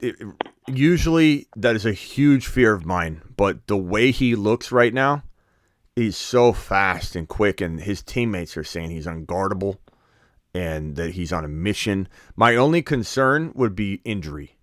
And I say that because you sit out a year, you can look as good as you want in practice, zipping around the field, with no pads on and just look absolutely electric. And he does. He's absolutely electric right now out there. He looks phenomenal. He looks like the number one wide receiver in the league, the way he's practicing, you know what I mean? But the question is, being out of football that long, look, a game is harder than people think. Playing in a National Football League game is like getting hit by a Mack truck. And the recovery process for these players is why they fall off the face of the earth, is because their body can't recover in time. And then when you play compromised, you end up getting hurt. And so the question is going to be, how is his body going to react to 17 games of getting hit by a Mack truck versus, running around on a field? So my concern is injury. But if he doesn't get hurt, I honestly believe this is one of those stories. I agree. Where we see, it just an absolute unbelievable, situation. But I mean, 2 years ago. What? 2 years ago, he had one of the best separation for route run. I mean, no one could cover him 2 years ago either. Yeah. Appreciate you, Electro. Electro, I didn't miss your. I see your message here, and I know you saw me address it, but Electro said you missed my super chat. I didn't miss it. We're just in a heated debate, and I was trying to get back to all the other super chats. Yeah, Calvin Ridley. Let's go around the horn on that one, because it's an understandable player to be hot or cold on. I definitely can't throw cold water on anybody that says I'd rather take this guy in the third round, to be honest. Like, I understand. I mean, he's been out of football for quite some time, so it's understandable. But Ron, are you on Ridley in the third round? He's fallen to the fourth or fifth. I've drafted him a little bit, but I like Perk's ADP better than Ridley's right now. I don't know if that was you, Gabe, that said that, but he could go in the fourth or fifth round in like a grandma league. But for the most part, like, you go to Underdog, he's going in the third round. So it really depends on the ADP data. I'd be careful using ADP data. However, if you're using ADP data, if you're drafting on the platform you're preparing with using ADP data, you might see it because of the suggested rank. That suggested rank is very powerful. Example, case in point, we draft on Sleeper. Alvin Kamara still goes in round 7, 8, or 9 on Underdog. But if you draft on Underdog, and if you draft on Sleeper, and it's not because they've adjusted it, they just have never adjusted it. Like, basically, Kamara was in the 4th and 5th round all off season long, when he was in the 8th or 9th round in the off season in Underdog. But you're gonna have to draft Kamara in like the 4th or 5th round on Sleeper. It's crazy. Yeah. And by the way, that wasn't me about saying the 3rd and 4th. So for me personally, with Calvin, it's got to be a 4th or 5th round, because this guy, remember, look at Deshaun last year. There was rust on him, right? After not playing football for how many days? Like 700 days almost. So yeah. Who's in the machine shop right now? Is that Caesar from Boston? What are you doing? Is that My you? bad, Smitty. My bad. I thought I was on mute. I'm putting my dishes away. My bad. It sounds like you're in a machine shop. Is that how you do your dishes, bro? I'm sorry. I dropped the cup. I'm tuned into the show, and I just bumped into myself. It sounds like you're picking these things up and you're slinging them around the kitchen, bro. Hold on. Yeah, Caesar, I'm coming to you 1 second. Calvin Ridley. No worries. My bad. Yeah, no, you're fine. Calvin Ridley's going at 31 overall on Underdog. That's high. Right. That's in the 3rd round. Right. He's not even at the tail end of the 3rd round. He's not at 36 or something. He's at 31. So Calvin Ridley, expect him to be a 3rd rounder. But if you're in a grandma league, you're on ESPN, and his ADP hasn't adjusted, and it's being suggested that he's a 4th rounder, do what you can to get him in the 4th round. And every concern that any of us have on this phone line right now for Calvin Ridley goes away when he's in the 4th round. Let me just tell you that. So right, yeah, there's value there, right? I mean, look at the guy. It's easier to get better value on him. It's probably easier to get better value on him in the the Pomeranian Superflex. In a Superflex, you're going to be able to get better value on him. Yeah. Let's see, Bruce. Do you like Yeah. do you like Ridley, Bruce, in the third round, like mid third? We'll call it mid to late third round. Are you all in on Ridley? He's wearing number 0. No, for I'm goodness not. sake. No. Okay. No, Why not in the third. Maybe in the fourth. Maybe late third though. Okay. Early fourth. I don't. Are Not you guys me. excited about this number 0? Because it's either going to backfire, and everybody that wears 0, because they're all kind of questionable players wearing 0. Like there's a little bit of argument to make that Swift's going to bust. There's a little argument to make that we worry about Calvin Ridley coming back. Like this number 0 thing's going to be interesting to play out and reflect back on. But I'm excited about seeing that number on the field. I don't know why. It's just an exciting number to see on a uniform. But let's go to C-Mac. Do you like Ridley in the mid-third to late third round? I do. I mean, in Yahoo Fantasy, he's really consistently going in the 4th round, and he's going alongside DJ Moore and Hopkins. And I wonder what you all think about, if you had those choices. You got Ridley, DJ Moore, and Hopkins.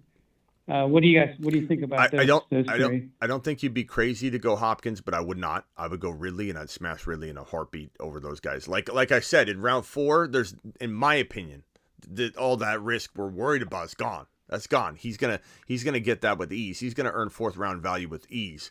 DJ Moore feels like a 5th rounder to me.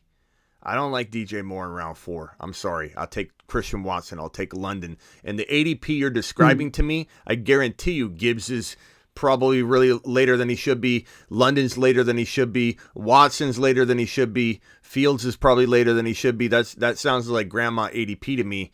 And so be careful. Walker, I don't know if Walker is too high or too low in that ADP, to be honest. I can see Walker not getting adjusted right, and I hate bad ADP because you sometimes you get an advantage, but sometimes you have a guy get sniped because the ADP is suggesting it, and you're like, he's not going there. Why are they suggesting Walker in the 3rd round?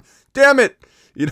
But Ridley over Hopkins all day. But I can understand it. For me, all day. For over DJ Moore, absolutely. Like DJ Moore is gonna have a good year, but he's no elite wide receiver 1. He's somebody that's more helpful to Fields than he is in terms of being a wide receiver 1. I do like DJ Moore a lot, but this is a player that I would say in the round 5 feels like he's got a lot of value. Hopkins feels like a 5th rounder to me as well, though, and Ridley feels like a late 3rd. So there's a big gap between those guys. TJ, are you liking Ridley in the mid 3rd to late 3rd?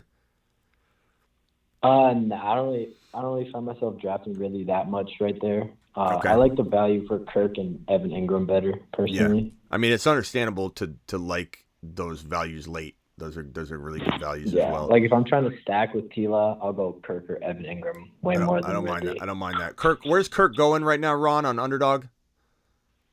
He's like I think it's like 7th or 8th round. He's going like in the 5th round, 5th, 6th round. See, that's a little. I don't know if I thought it was going later than that. I don't think I'd take him in the fifth round. I could see 6th or 7th or whatever, but 5th round is a little.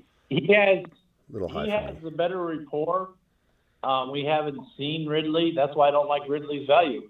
Yeah. Kirk has the better rapport with him. He had a whole last year to build that. That ain't gonna go away. I mean, trust him. I can take Kirk. I see ADP data that has like Kirk over like Deontay and Godwin and Hollywood Brown. Like that's fine for me. But if he's going to climb higher than that, like he's in the London and Christian Watson round, I don't think I'm on that train. But his ADP I think is actually before London and. Then I'm out. Then I'm Watson. out. I'm looking at 2023. Ranking data from Underdog, and Kirk is at 50 and Drake London's at 43 and Christian Watson's at 41. So this data I'm looking at from Underdog says Kirk's much later. Maybe in the weeklies it's different, I don't know.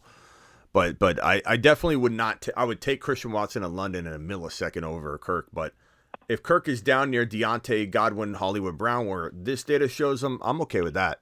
That's fine. Let me go to Caesar. What's going on, man? Well, what, you've Ron? never been a Kirk fan. You've never really been a Kirk fan anyways. I mean, because he was in Arizona and you weren't big on him. I liked him in Arizona. I didn't necessarily see him having as big a year as he did last year. I'll admit that, but I think he's good. I just don't think fourth round would be something I would flirt with, and that's where London and Christian Watson are. I think I would smash it in 6, 7. I would contemplate it in the fifth, just depending on who's there. But yeah, I mean, I'm not liking fourth drafted player value for him. It doesn't mean I hate him. I just don't think I think that's too early for Kirk. But Well, he kind of earned that value. Caesar, what do you think about Ridley in the third round, mid third to late third round? I'm gonna have to say I'm a pass on that one. Yeah, he's controversial. Ridley's not. He's not the easiest guy to buy into at third round value. I think if it was fourth round, Caesar, like in an ESPN draft, are you? I don't. Even then, I don't think I don't want to take the chance on him. Yeah, you'll take the chance throwing your mug across the kitchen though. My bad. I'll put that down. I mean, damn. It sounds like you're in a machine shop, to be honest. I don't know what the phone's echoing some of these sounds, but so the fourth round you're out. You're still not even in the fourth round, Ridley? Really? I'm not in the fourth round either. I'd rather take someone else that's in that same range. Wow. He didn't. Like who? People were over. Anyone. I mean, in my league, I think maybe someone like Metcalf may be around in that fourth round, and I'd rather have that. I know it's not the best situation, but Ridley, I don't think he's going to be. And I mean, I actually may even take the receiver you guys were talking over Ridley in that same spot. But honestly, in that offense, I'd rather take Zay Jones. He was the number one guy for. I do like. I would take Zay Jones over anyone in that receiving core. Zay's free. Zay's free. Like he's a great. Just like grab him at the end of your draft. He's so exactly. Cheap. Everyone thinking that Kirk's the guy on that team, or even Ridley. I think Zay Jones is about to blow up this year. He might be one of the biggest sleepers. I do like him a lot. I wouldn't reach on him. I'm just saying, like when he's free, I love him. I'm taking him in like maybe the sixth. No, bro. You can't take Zay Jones in the sixth. No, Zay Jones is way in the double-digit rounds. Like you can't take Zay Jones in the sixth round. Is he really? Yeah. Even better. He's free then. Like yeah. Well, that's what I'm trying to tell you. Sixth round. I was like, bro, don't put me in this. Yeah. Take a couple laps tonight, Caesar. Hold on. All right, let's go over to Cole. Smitty, you don't think Christian Kirk earned the top of being? I mean, in the top 4 rounds? Well, Ron, it's not always about. It's not always about what he did. He earn it, and do I just give it to him? A lot of it comes into play as like, what do I think is going to happen? You know what I mean? Like, I can't just give somebody fourth round value because he's been an 11th wide receiver overall. Well, like I said, going into this year, it's a little different. Going into this year's a little different. 84 catches out of 133 targets. That's pretty dang good. Again, Ron, last year doesn't necessarily hold all the power for me. But like I'm looking at fit. See, Ron, but Ron, it's not that I dislike him. Again, this is the same kind of debate. No, I think in the fourth round, but I think in the fourth round, it's not crazy to be like, hey, I need him in the fifth, or I don't really want to buy him. Christian Kirk in the fourth round, I just wouldn't touch it. It doesn't mean that he can't earn it, but with Ridley there, I don't want any part of my fourth drafted player being Christian Kirk. If Christian Kirk's my fourth drafted player, I'm gonna look at my team and be like, where the hell did one of my players go? It's gonna be very thin. It's gonna look very, very thin. As a fifth rounder, you don't trust him, basically. As a fourth drafted player, no, not with his current situation. Yeah. You got Christian Kirk issues. I mean, does everybody else in here love Christian Kirk in the fourth round? round? I like him. You haven't really liked him. No, but Ron, you're assuming that I don't like him when I just told you I like him. I just don't like him in the fourth round. I don't think everybody in here. No, not in the fourth. Yeah, I'm not alone on this, Ron. I don't like him in the fourth. I like him in the fifth, though. Ridley, who hasn't played in the last 2 years. I think Ron just likes to argue with me lately. Going to put him in the third. Let's go around the room. Does No, does Ron just like to argue with me lately? Let's go around the room. TJ. Yeah. Caesar. Christian Kirk, I think is underrated. He's going in the sixth round, and he's totally underrated. And that's I would great. snag him. That's great. But Ron's arguing fourth round with me like I'm crazy, and it's just like I'm not. Fourth round is too high. It's too high. It's way too early. Take Ridley, who has played 2 years in the third. Okay. He's not. I think Ron needs to take a mile, not a lap. To be honest. I'm pretending that. Ron needs to take about 4 laps. No, he needs to take the mile. He doesn't need to take the 4 laps. He needs the mile. What do I need to take laps for? I hit a restrap just You're going to recently take where I a got guy him in the third that hasn't played in 2 years. All right, Ron. And it's not going to take Kirk. Ron, you're just talking now. Yeah. You don't make no sense. Ron, I'm on your side, but at his value. Like, I At think his he value. was, like, But 37th here's the thing. I'm not on Ron's side at his value. I'm also on Ron's side at his value. But Ron's arguing him fourth round. So No. I'm not on that. I'm not on that train, Ron. Oh no, not in I'm the not. fourth. No. I'm not. If you're willing to take Ridley, who hasn't played in 2 years, in the third round, you should be willing to take Kirk in the fourth or fifth. No, he's telling me basically. This is what Ron's saying. Ron's saying he'd rather take Christian Kirk than Jahmyr Gibbs. I'm out. All right. That's even Blind Larry said take 4 laps, Ron. In the third. All right. Russian collusion. Dropping a super. I would take Kirk over Ridley every draft. Ridley could play 6 games and done. Collusion agrees with you.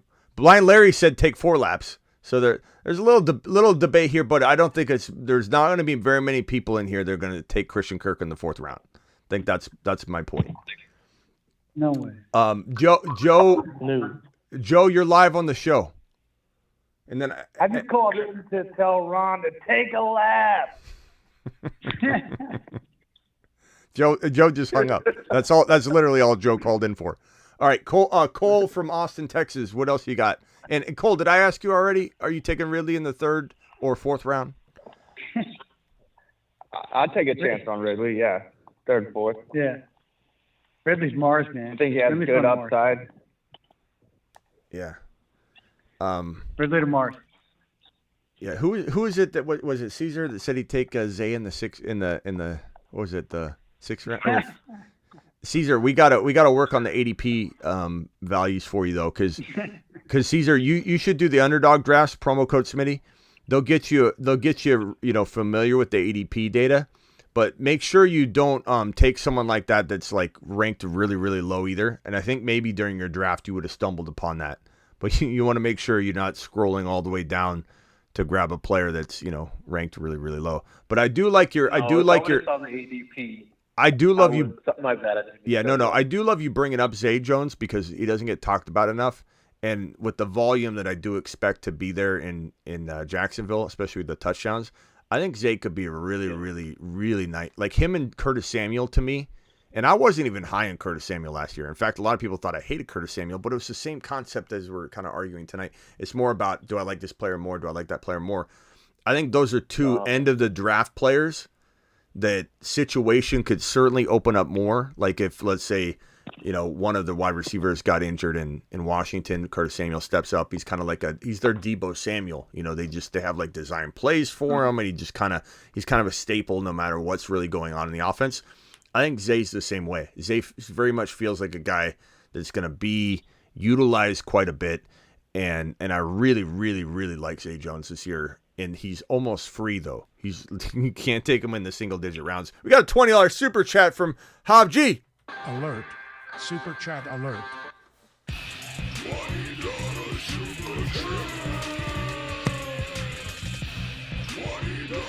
Appreciate that, pal. Yeah, I was big on both of them last year, right, Smitty? Who? I was big on Kirk, and I was big on Samuels, both of them last year.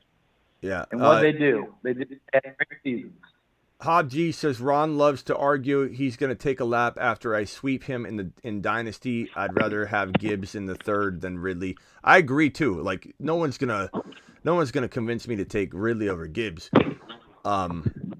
and I find myself taking Gibbs way earlier than I should, and I hate to even promote that because I don't want you guys out there ruining his And ADP. it's funny because it said Ridley. We're not talking about Ridley. I was talking about Kirk, and I wasn't talking about Kirk in the third. See, Ron's even arguing with me now. I'm in the middle of telling you how much I love Gibbs, and Ron interrupts me to say that I'm doing this. Ron, I'm responding to Chad G's super chat. All right, but I think name I should be fun, right? I think Gibbs is a guy I'm taking by the mid-third round at this point. I will do my best to get him later, but like if you're on an underdog draft and you're sitting there, underdog fantasy promo code Smitty, and you're sitting there at like 3.8 and he's like the top running back available, you just got to make that call of, okay, I'm going to take him here because I don't, he's probably not going to float at that top all the way to the fourth round pick. But if you're in a draft, I think the weeklies are different too. It all just depends on what you're drafting, what series you're drafting in. But Gibbs can either go in the fourth round like clockwork, or you got to take him at 3.5 because there's no way he's going to last to 4.5 or late fourth, territory. But I'm in agreement here. I'm taking Gibbs over Ridley. But if I'm looking for a wide receiver, and let's say the scenario is presented, and to be honest with you, I don't have a lot of Ridley shares until recently. I've been drafting him on purpose, forcing it because I want some different teams, and I've been doing some Jacksonville stacks. But the main reason I'm not owning Ridley is probably because of this exact thing, because I keep seeing Gibbs there, and I keep scooping up Gibbs at like 3.10, 3.8, 3.12, and I just find myself constantly drafting Jahmyr Gibbs, and then if Burrow's there, it's not about that I don't love, so I'll take Gibbs and Burrow back to back, or I'll do something like that. It's not about me not liking Ridley. It's just there are a couple players that I think are like third, fourth round turn staples that I'll take every time.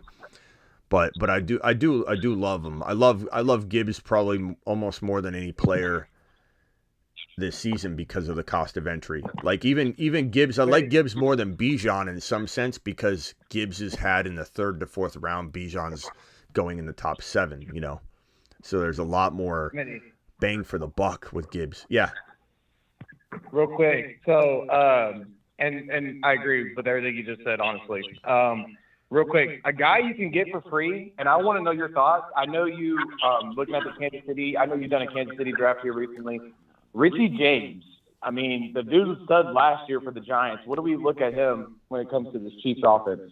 I mean, if he gets a shot, he's going to be good because he played really, really well in New York. He's a very, very versatile player. So it comes down to the only thing that would have me a little worried would be that, picking up the offense. Same thing with Rashee Rice. There's just potentially it'll be a little while before I think they get given the opportunity. Both guys, I think.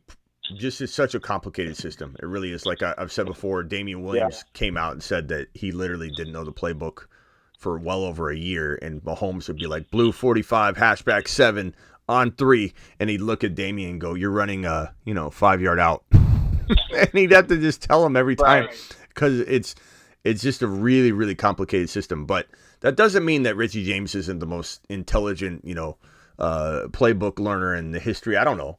So could Richie James be relevant? Cuff him. He's a great cuff. Like if you were gonna go KC wide receiver build, and you get down to the tail end of your draft, and he's always gonna be there, you can maybe scoop him up and cuff him to like Justin Ross. You could cuff him to. The problem I think lies though if it's not Tony, and it's not Sky Moore, then we just go down this rabbit hole of like everyone's ambiguously equal, and there's a ton of them. You go MVS and you go Rashee Rice and you go Richie James, you go Justin Ross.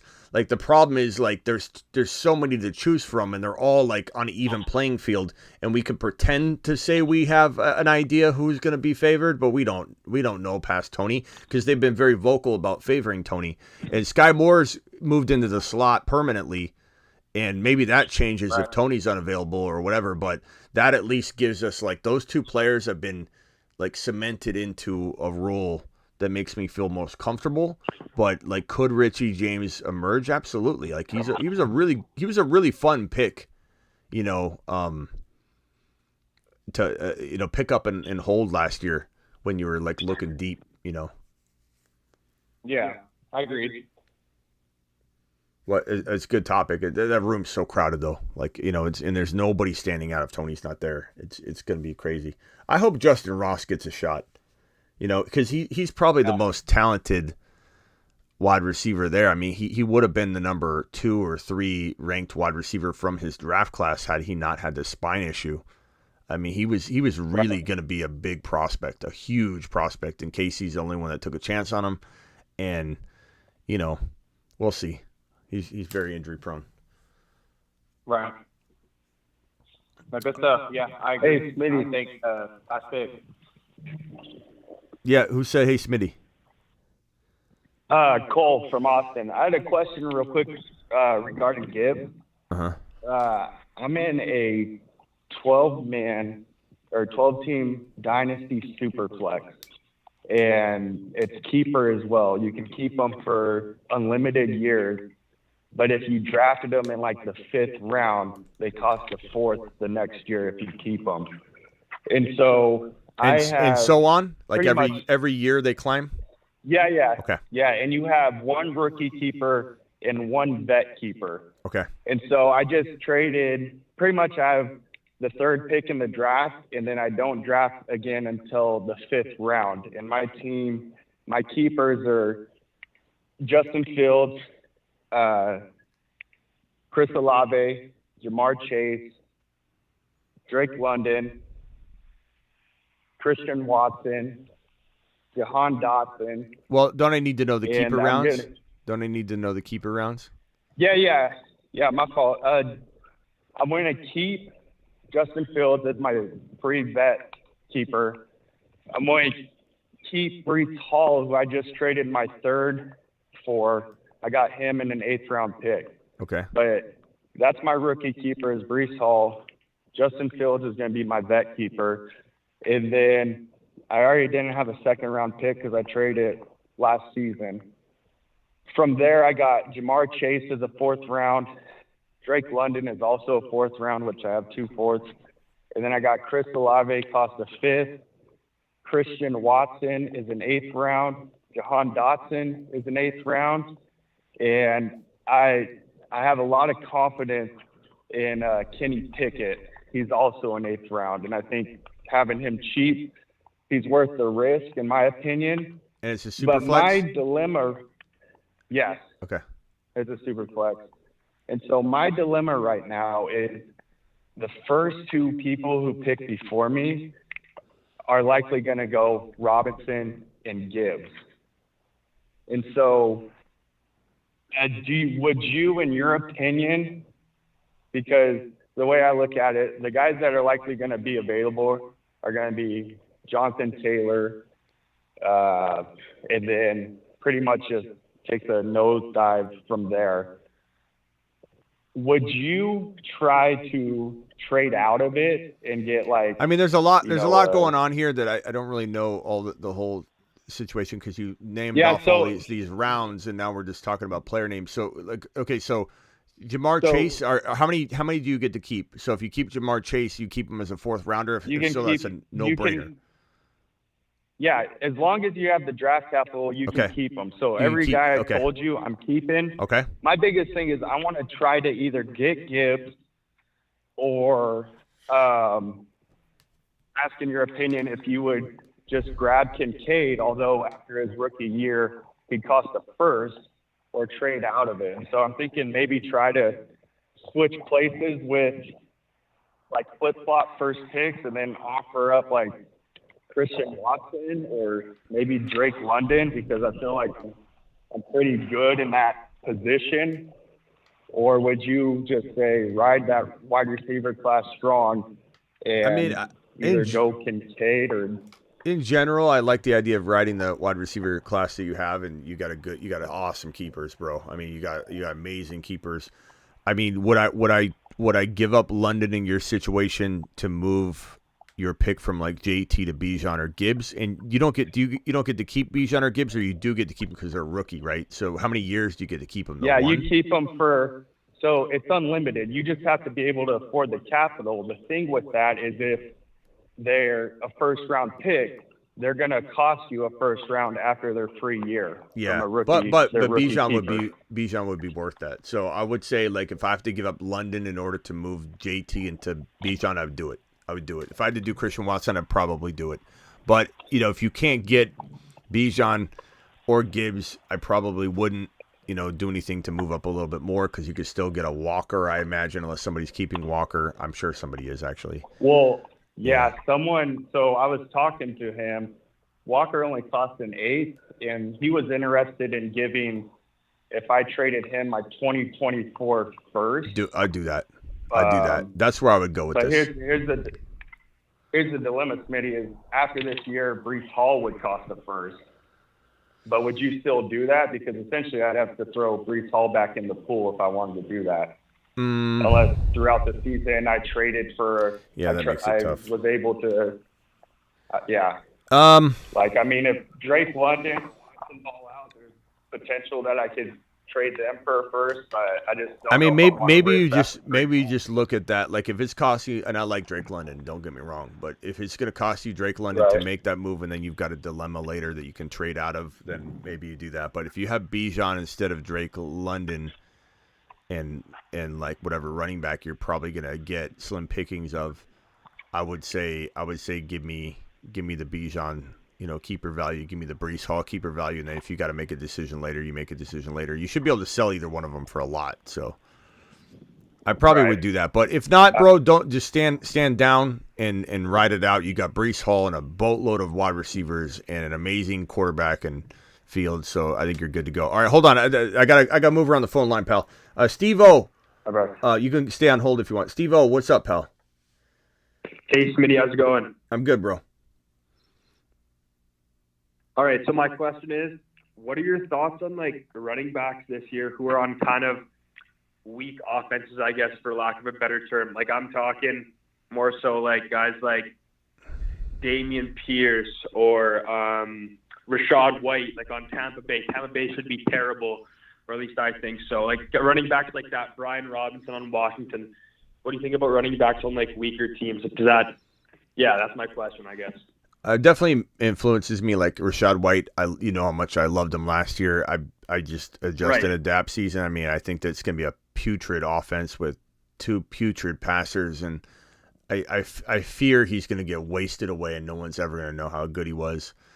That sucks, but at a certain cost, I would be in, but I don't think that cost is something that I'm willing to pay right now. As far as Damian Pierce, I think Houston's going to be relatively decent. I don't think that they're going to be that bad. I think Damian Pierce could show and prove to be an elite running back too. So I think that's a different situation. I like that situation more, a lot more. But if you tell me like Josh Jacobs, who's got way more ADP value than both those guys, I'm out on that because I want nothing to do. I mean, even before the holdout threat, I wanted nothing to do with that cost of entry. So it really just depends on the cost of entry. I could find myself getting behind a Rashad White at the right value, but he's just not there. I'd have to have another scenario, but it definitely factors in. You have to look at the team. Even ETN situation, you have to look at Tank Bigsby and just say, okay, there's a little bit of risk there. Is that packaged in now? And it feels like it is, and sometimes it feels like it isn't. I love ETN. But does part of me, is there a little bit of fear that they don't throw to him enough? And if they dial back his running, are they going to throw to him enough to wash that out? And if they don't, then there's a concern, So that's a great offense, but the situation is still a little bit cloudy for him if you're having to take ETN at like 3.4. If ETN was going in the fourth round, I think all that's baked in. So ADP mixed with situation definitely will determine whether the player is worth, I think, going after. But those are all subjective, things. I mean, Akers. Some people love Akers. I don't like Akers as much as a lot of people do. I think he's an injury risk and a situation I don't know about. Yeah, I don't like Akers either. But I can understand somebody liking the ADP if he falls far enough. I get it. Yeah, no, that's fair. I was just kind of more asking for like those like kind of later round running backs. Like, yeah, guys like Rashad White, you can get him in like the 7th, like 8th round if you're lucky. Like, an underdog. Yeah. You know, Brian Robinson, like 9th, 10th round. So- Just those later guys, like if you kind of need, you know, an RB2, or you kind of wait a bit to draft an RB2. Kind of more talking those guys. Yeah, What I'm saying. so what comes down to me is that this who's around him. So Rachaad White's going at 81 overall, roughly. So above him is Monty, above him is Swift, above him is Damian Pierce, Miles Sanders. So all those guys feel fitting to be above him. Below Rachaad White is James Conner. I honestly don't think James Conner is that good of a pick this year because he's very touchdown dependent, and the Arizona Cardinals will not sniff the end zone very often.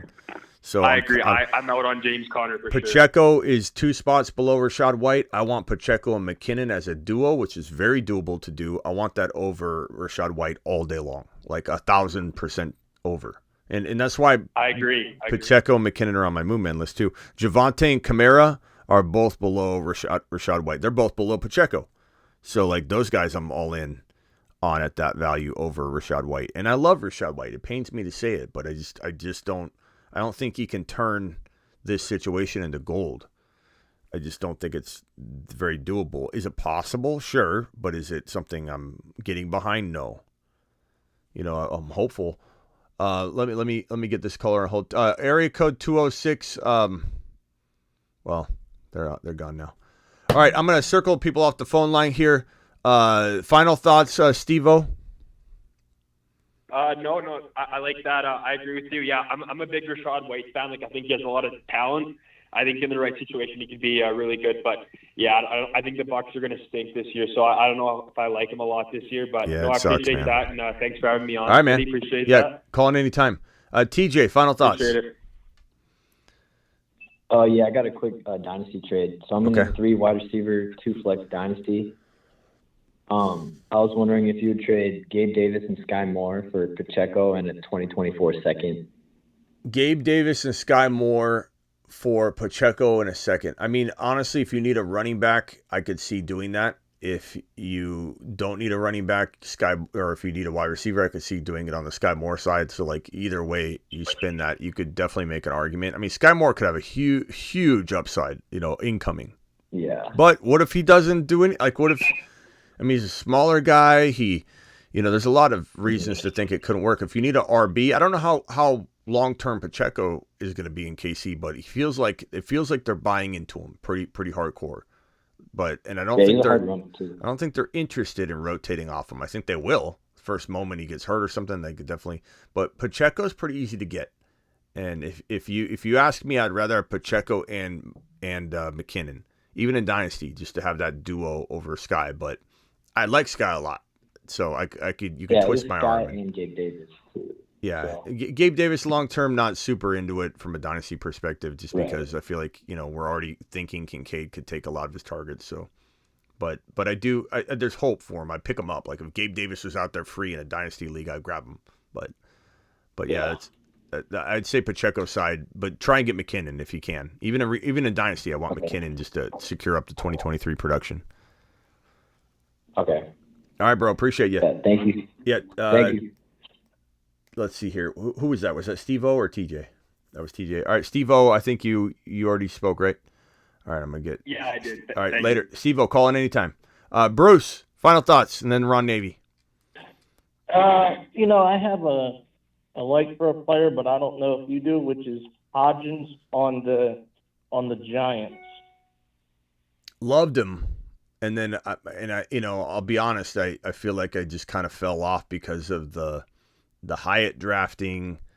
There's Slayton. They got Waller. They have so many options, and they're all kind of like, it seems like KC's wide receiver room, just a lot of like ambiguity. Like no one's really like standing out. I think Hyatt's probably the most likely to, by let's say week 10. It might take him a while, but week 10, I think Hyatt grabs a hold of the number 1 job. But at the same time, like I loved Hodgins in the offseason, so I don't really have a great explanation for other than it just felt like the balloon was deflated a little bit for him. But maybe not rightly so. Maybe Hodgins deserves, a look. He's very, very good. Like he was one of my early on when we first did the big board. I think was it Ron? Ron, was it the big board? Was the first underdog draft, right? I think it was the big board. I mean the Mania, but after the Mania, it was the big board, I think. but I think it was the big board that I had Hodgins like more than, I think he was in my top 10 exposure. So I mean, I obviously like his talent. But but yeah, I mean, it's just crowded. That's all. Take him in a couple drafts for sure because he's got a lot of talent. Okay. All right, Brucey. We'll see you. And I appreciate you. Yeah, we'll see you tonight, pal. We're going to be drafting. Yep. All right, later. All right, Ron Navy, final thoughts. I don't know if Ron Navy's there. Hello? You're on mute, Ron. Hello? I think Ron Navy's gone. He's on mute. He's there, but he might be on a call. Super chats here. Isaac, prediction on DJ Moore, Amari Cooper, and Lamb this year. Isaac, are you still here, pal? I'm sorry about the delay on these two super chats. Tyler, thank you for your super chat. And let me answer these real quick. I would say, as far as Lamb, I would say 12. Let's go 1,250. I know everyone wants 1,400, 1,300 yards. I'm just going to play it safe and say that they run the ball a lot more. But I would say 1,250. No, let's call it 1,300. 1,309. That's maybe where he takes his hit. It's not double digits, but it's right there. 1,309. Give him like 90 receptions or 85 receptions. I definitely could be over 100, I suppose. But Amari Cooper, give me 1,000 even and 5 touchdowns. I think maybe he even surprises me to do that. Like I'm always like undervaluing Amari. Let's give him 1,000 even and 5. DJ Moore, give me 1,106 or 7, if I had to guess on DJ Moore. I don't know what reception wise. Reebok says Smitty is a corporate establishment person. Remember, I forget who said that, but somebody said, Smitty, you're nothing but a corporate establishment person. You sell out. And I'm like, I'm the least likely person like to be a corporate sellout. Like, that's so funny. Reebok is my guy. Reebok, appreciate you. Reebok's just joking if my mods are thinking he's saying this. He's not. So my mods don't hit him with that. Not that anybody should anyways. I don't like everybody blocking everybody. I like when people get to speak their mind. When people come in and cause hate, we end up getting rid of them when they're just trying to cause trouble. Doc is on the line. What's up, Doc? You're live. Hey, what's going on? What's up, Smitty? How are you? I'm good, bro. Yeah, I saw that you were about to log off, and I just wanted to say, great show, man. Yeah. I saw your earlier one today with Tony. I was at work, so I couldn't really call in, but thanks for keeping us updated. Great job today, man. And I'm a Herbert believer. I'm sorry, I just am. Don't have to apologize. That's the thing that I don't really get about this live stream, to be honest with you, is everybody's like, Smitty, I'm sorry, I disagree with you. I like Herbert. I believe in Herbert. I like Herbert. I just it's more about just liking T-Law a little more. And that's all. That's all it is. I like Herbert. I wasn't even trying to do a comparison. Right. I'm rooting for him. I'm rooting for Herbert. Definitely rooting for him. But yeah, Doc, appreciate you. Call in anytime. That was your super chat earlier, right? Yes. Yeah. I was at work when I said that. Yeah, thank you for dropping that. I appreciate you, man. Call in anytime, Doc. You're always welcome here. Appreciate that, man. Look forward to tomorrow's show. Yeah. Hey, tonight we're drafting tonight too. Okay. Yeah. If you're I'll around. stop by. What time is that? Midnight, a little after midnight Eastern. If you're not able to make it, we'll see you tomorrow. All right, bud. Yeah. If I'm awake, I'll call in. All right, later, Doc. Okay. Tyler, I don't know if Ron's there or not. Ron, are you there yet? We've been asking for you, but I think you're on another call, or you fell asleep, or you're on mute and you're still talking. Really? T-Law or Watson Fields? This is a really good one. Give me Christian Watson and Fields, though. London and Fields. That one's give me Christian Watson and Fields, but that's very, very arguable. Very, very, very arguable. All right. And no one should be surprised I'm on T-Law when we've got the animations to support it. A lion lives among us, posing as half man, half lawman. His golden mane is reportedly 6 feet long and is bathed in milk. That's right. His marvelous mane grows longer with each breath he takes. Legend has it that if you say T-Law in the dark in the bathroom 3 times, you lose your league instantly. Conspiracy fanatics have linked his triangle bone structure to the ancient pyramids and alien theory. I'm out of here. Appreciate every single one of you. There's 170 of you still in here. Please punch that thumb up button on your way out the door. We got 127 likes. I will see you all tonight. We're drafting on Underdog Fantasy promo code Smitty. Underdog Fantasy promo code Smitty. I'm going to drop that link in the live chat right now. Please be certain to click this link now and to get on board now, because if you want to draft with us tonight on Underdog Fantasy, you have to be signed up and ready to rumble on Underdog Fantasy promo code Smitty. They're going to match up to $100 in your first deposit. So make sure you get to going and signing up, so you're not sitting there waiting, trying to get in, and you're like, hold on, Smitty, I got to sign up real quick. They'll match up to $100 in your first deposit. I will see you all tonight, a little after midnight Eastern. Herbert was super consistent 2 seasons ago. I think he returns to that form. 2023, says Marky. Marky, appreciate you. Lion King and Sun God Holla, what's up? Dog was having a seizure. Well, you're still on hold, Ron, but I'm so sorry to hear about the dog. Is the dog all right? Is this something that he goes through a lot? Hopefully your dog's okay. Everybody prayer. Oh, there's Ron. There's Ron.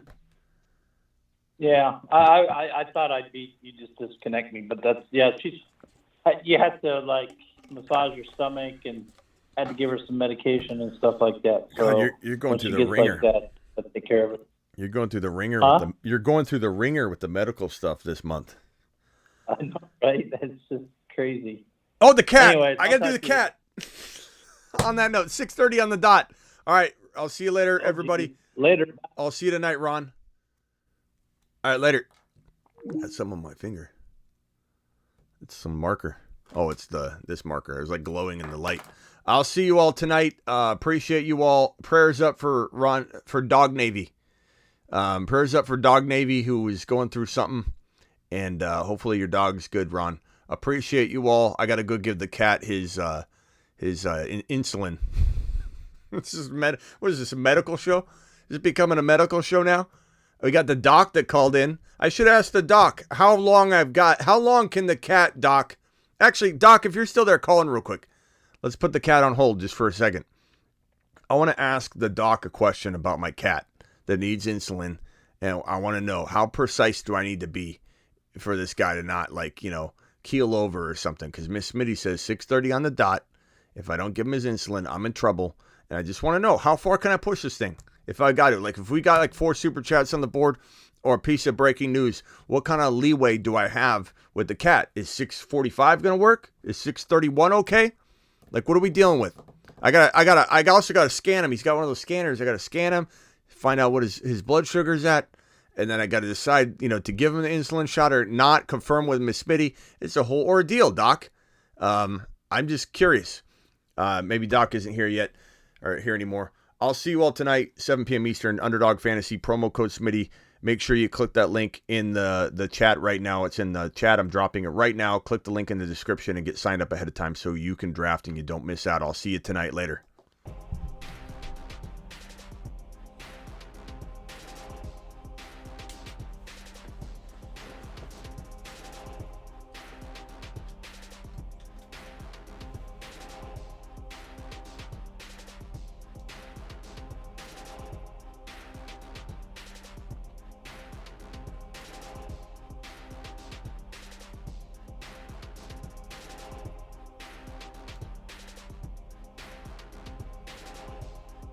People are getting burrowed left and right, and people are going to remember it. Get burrowed.